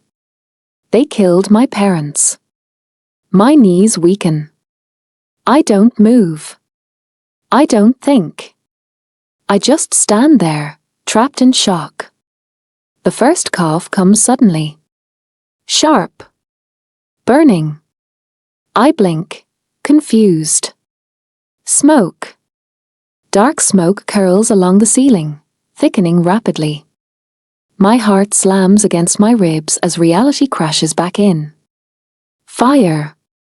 Flames flicker near the doorway, spreading unnaturally fast. Fear hits me all at once. Raw and overwhelming. I stumble backward, covering my mouth as the air grows hotter, harder to breathe. And then instinctively my hand moves to my stomach. A secret I've been holding for days. A surprise I planned to tell Lucien tonight. No, I whisper weakly. Not now. Tears blur my vision. I had imagined his reactions so many times. The way his eyes would widen. The way he would pull me into his arms. You're going to be a father. The words I never got to say. The smell from earlier suddenly makes sense. Fuel. I thought it was nothing. Just my heightened senses lately. My hands shake as I try to dial for help, but my fingers feel numb. The phone slips from my grasp, clattering onto the floor. Before I can reach it, flames crawl across the carpet, swallowing it completely. A sob breaks from my chest. Why me? Why do they hate me this much? Haven't I suffered enough? The heat intensifies, forcing me backward until my legs hit the wall. For a moment, despair overwhelms me. But then something inside me refuses to give up. Not now. Not when I finally have something to live for. I rush into the small restroom attached to my office, turning on the tap. My hands move automatically as I soak my jacket in water and press it over my nose and mouth. The air is slightly cooler here, but smoke seeps in relentlessly. I sink to the floor, trembling. Please, ere I whisper. Someone please. Time loses meaning. Minutes feel like hours. My throat burns with every breath. My lungs ache. The sound of crackling flames grows louder, closer. The water suddenly sputters and stops. Panic surges again. The fire reaches the door, orange light flickering through the cracks. Smoke pours inside, thick and suffocating. My body feels heavy. So tired. The fight slowly drains out of me. Tears stop coming. Maybe this is how it ends. My thoughts drift to Lucien. To his smile. His laughter. The way he says my name. I'm sorry. I close my eyes, whispering a final prayer. And then, Ilara. The voice cuts through the chaos. Familiar. Desperate. Lucien. I try to respond, but no sound comes out. Strong arms wrap around me, lifting me. Or maybe I'm imagining it. The world spins. Darkness closes in. And the last thing I hear before everything disappears is Lucien screaming my name. Lucien SPOV. Today was supposed to be the day I finally told her everything. I had rehearsed the conversation in my head countless times during sleepless nights, long drives, and quiet moments when Ilara laughed beside me, unaware of the storm slowly building around us. Every version ended differently. Sometimes she cried. Sometimes she walked away. Sometimes she forgave me. But in every version, she was safe. That was all that mattered to me. The truth had waited long enough. The truth about her uncle. The truth about his wife. The truth about how our lives were tied together long before either of us knew the other existed. Blood. Fire. Betrayal. I had convinced myself that delaying it was an act of love. That I was protecting her fragile peace. That she deserved a little more time to be happy before the past came crashing back into her life. But deep down, I knew the real reason. I was afraid. Afraid that once she knew everything, she would see me differently. Afraid that she would realize our marriage began as revenge. Afraid that the man she trusted most had hidden the darkest part of her story from her. And most of all, I was afraid of losing her. Even with the bodyguards watching her from a distance, men she never noticed, never questioned, I never felt at ease. Ethan Coast wasn't he a man who accepted defeat quietly? Losing his son, his reputation, and his control over Ilara had cornered him into desperation. Desperate people were dangerous. And Ethan Coast had nothing left to lose. What always surprised me was how careless he had been. Arrogance blinded him. He never once investigated my past properly. If he had, he would have discovered the truth years ago. I wasn't he just another businessman who appeared out of nowhere. I was the son of the man he murdered. My father and Ilara's father had been more than business partners. They were brothers in everything except blood. They built dreams together, trusted each other completely. Until greed destroyed it all. The fire that killed them had been ruled an accident. A tragedy. A mystery that faded from headlines after a few months. But I knew better. I remembered the night too clearly, the smell of smoke, the chaos, my mother's screams when the call came. I remembered standing in the hospital hallway, too young to understand death but old enough to feel hatred take root in my chest. That hatred built me. It drove me to work harder than anyone else. To expand the Blackwood Company beyond the UK, to Los Angeles, to places my father once dreamed of reaching. Every success, every deal, every sleepless night was fueled by one purpose. Revenge. Finding the truth. Making them pay. And when Ilara entered my life, everything changed. At first, she was only part of the plan. A way to get close. A way to hurt the Coast family where it mattered most. But somewhere along the way, the plan stopped making sense. Because she wasn't like them. She was gentle where they were cruel. Kind where they were selfish. Broken in ways she never deserved to be. And loving her became the one thing I never planned for. Marcus had been the turning point. The moment I learned what he had done to her, how he tormented her, frightened her, treated her like something disposable, something inside me snapped. Years of controlled anger finally broke free. I didn't hesitate. I called Paul that night. He traced Marcus's debts within hours. Gambling, loans, dangerous connections. When he sent me the number of the mafia boss Marcus owed money to, I stared at it for a long time before dialing. One call. One agreement. No threats. No negotiations. Just silence after the line disconnected. I told myself it was justice. But sometimes, late at night, I wondered if it was simply revenge wearing a different mask. Today, I intended to end everything properly. No more secrets. No more waiting. After finishing paperwork in my office, I leaned back in my chair and exhaled slowly. My phone rested in my hand as I opened a delivery app, ordering Ilara's favorite chocolates, the same ones she loved as a child. She always smiled when she saw them. I wanted that smile today. I wanted her happy when I told her the truth. The phone rang before I could finish the order. Paul.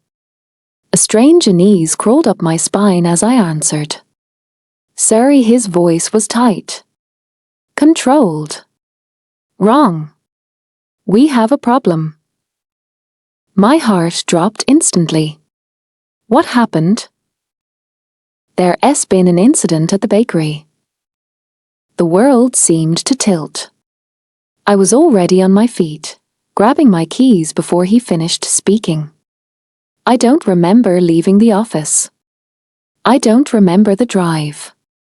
All I remember is calling Ilara again and again, my hand shaking so badly I nearly dropped the phone. No answer. Her line wouldn't connect. Every second stretched into torture. By the time I reached the bakery, the sky was filled with smoke. Flames swallowed the building I had built for her. Fire trucks lined the street. People shouted. Sirens screamed. For a moment, my mind refused to accept what I was seeing. This wasn't real. This couldn't be real. Then one of the employees ran toward me, face streaked with tears. Mr. Blackwood, she's still inside. The words shattered something inside me. I didn't hear the firefighters yelling. Didn't feel the hands trying to stop me. All I could think was, she's in there. I ran. The heat hit me immediately, suffocating and brutal. Smoke burned my lungs as I pushed deeper inside, ignoring the pain clawing at my throat. Ilara! I shouted, my voice breaking. No answer.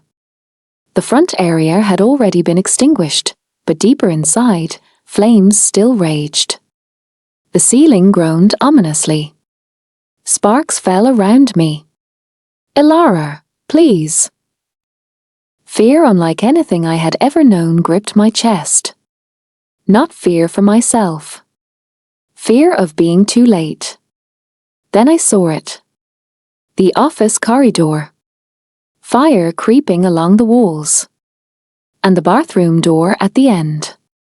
I kicked it open. She was lying on the floor. Still. Too still. For one terrifying second, my heart stopped beating. Ilara. My voice came out as a whisper.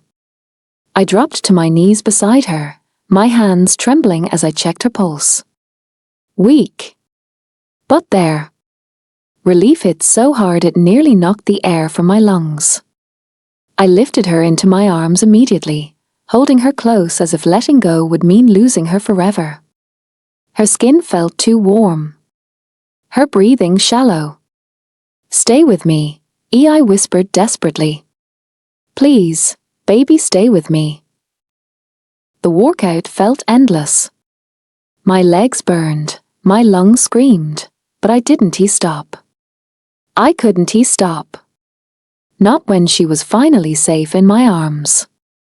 Everything after that blurred together. Sirens. Shouting. The ambulance doors slamming shut. I held her hand the entire way to the hospital, begging her to wake up. Begging her not to leave me. The emergency room swallowed her the moment we arrived. Doctors and nurses surrounded her, attaching tubes and machines, speaking in urgent voices I barely understood. And then she was gone behind closed doors, leaving me alone in a sterile hallway that suddenly felt too quiet. Time stopped making sense. Minutes stretched into hours. I paced. Saturday. Stood again. Ran my hands through my hair until my scalp hurt. Every possible outcome played in my head, each worse than the last. I had survived losing my parents. I wouldn't survive losing her. When the doctor finally walked toward me, I stood so quickly my vision blurred. "She's alive," he said. My knees nearly gave out.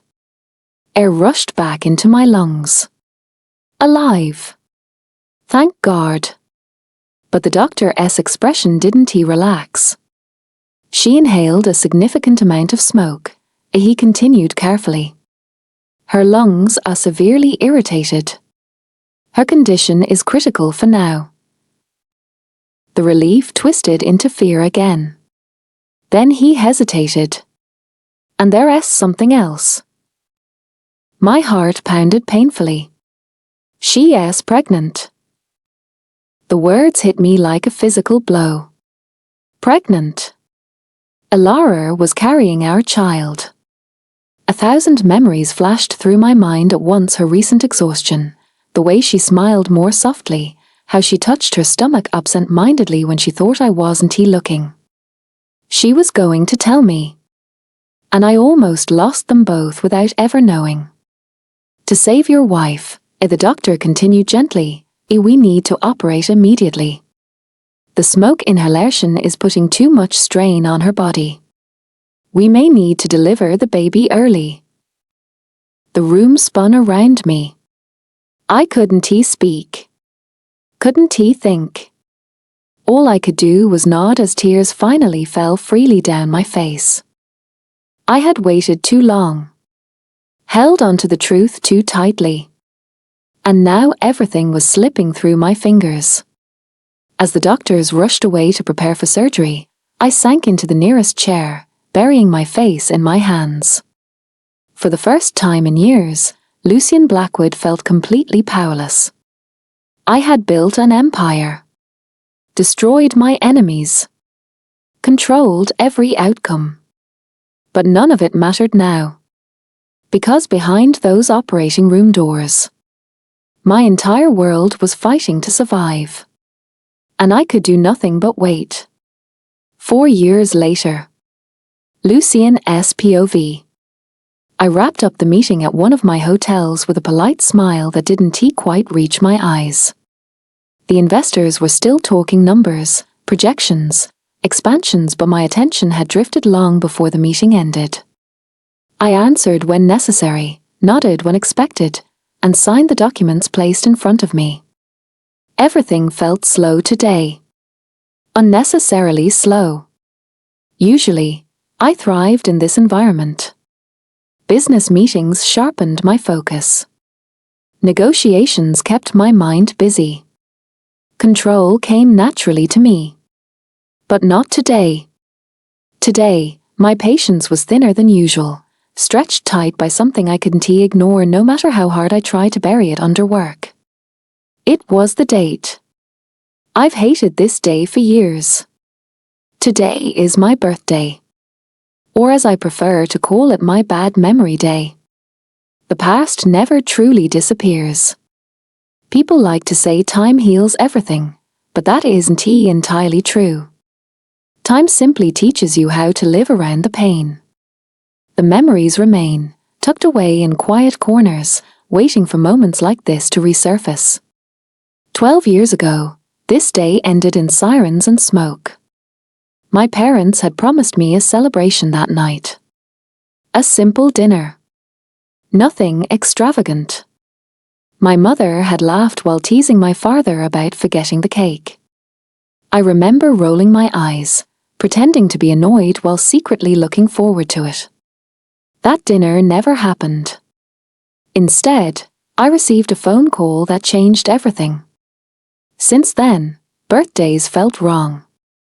Celebrating felt like betrayal.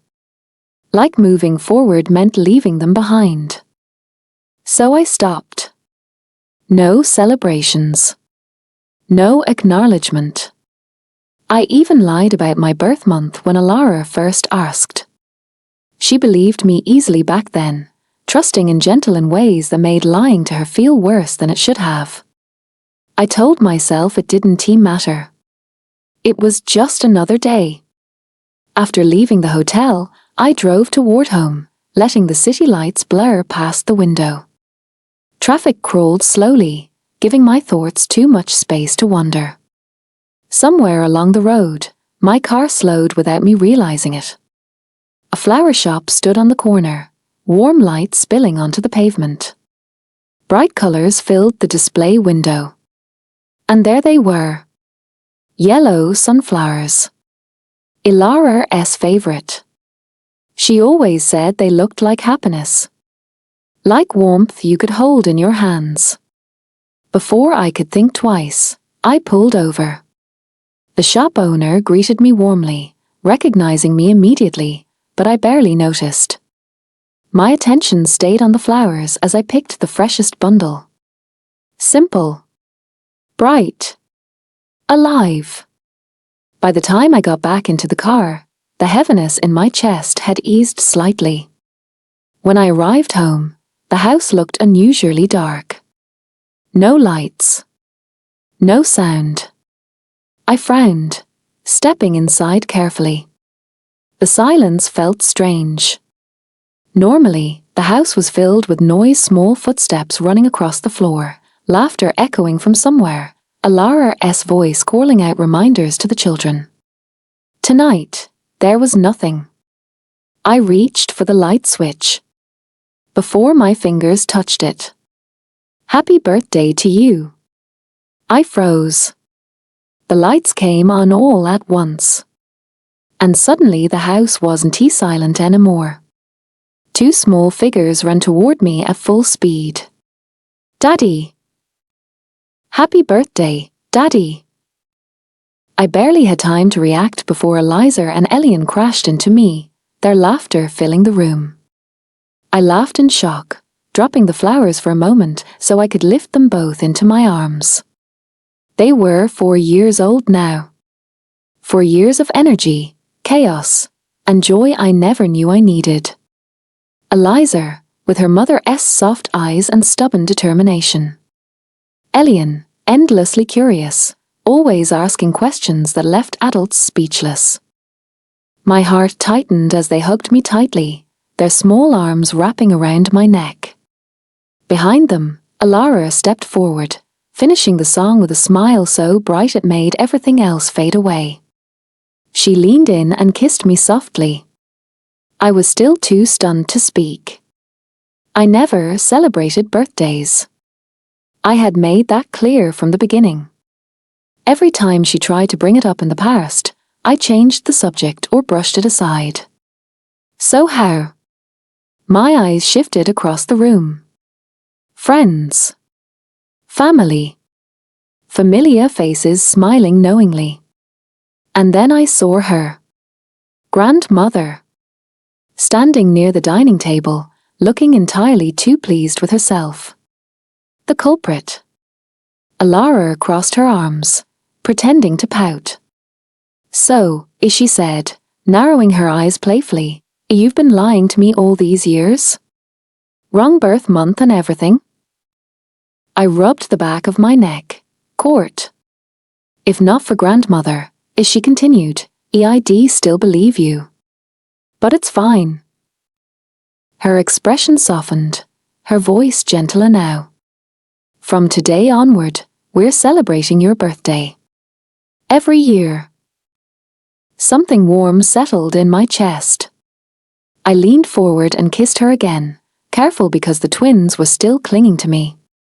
The house slowly filled with laughter and conversation. Music played softly in the background. Someone handed me a drink. Eliza dragged me toward the cake while Elian insisted on explaining the decorations he helped choose. I watched it all unfold, feeling strangely overwhelmed. Because this warmth, this noise, this happiness was something I once believed I would never have again. Years ago, this house felt cold. Empty. Built for appearances rather than life. Now it felt like home. My friends laughed freely, no longer careful around me the way they used to be. Alara's friends moved easily through the space, teasing her, helping with the children, sharing stories from years ago. Somewhere along the evening, I found myself standing still, simply watching. Alara stood near the table, one hand resting protectively on her stomach as she laughed at something Kira said. The soft glow of the lights made her look almost unreal. 8 months pregnant. Again. The twins were already arguing nearby about who would get to hold their baby sibling first. Eliza insisted she was older by 3 minutes and therefore had priority. Elian loudly disagreed. I shook my head, smiling. 4 years ago, I almost lost everything. The memory came back suddenly, the hospital hallway, the fear, the helplessness. The sound of machines. The doctor's voice telling me her condition was critical. I remember thinking that if she survived, I would spend the rest of my life making sure she never felt unsafe again. And somehow, she did survive. Not just survive. She healed. Weeks after the fire, she woke up slowly, her voice weak but her eyes searching for me immediately. The first thing she asked wasn't about herself. It was about the baby. I still remember the way her face crumpled when I told her the truth, how we had nearly lost them both, how strong she had been without even knowing it. And then the miracle came. 2 heartbeats. Twins. The moment the doctor confirmed it, I cried openly for the first time since childhood. The investigation that followed ended everything. Ethan and Lisa Coast were arrested. The truth about the fire, about the past, about the deaths they caused finally surfaced. Justice came slowly, but it came. And with it, peace. Real peace.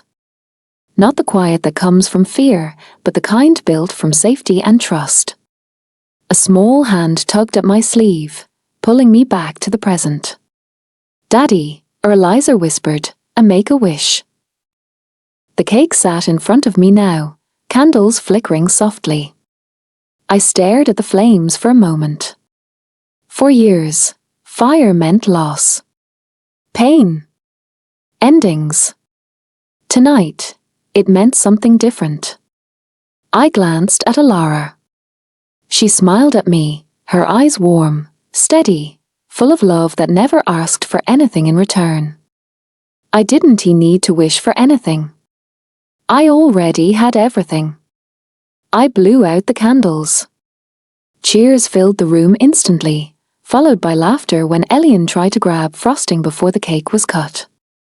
Later that night, after everyone left and the house finally quieted, I stood by the window with Alara resting against me.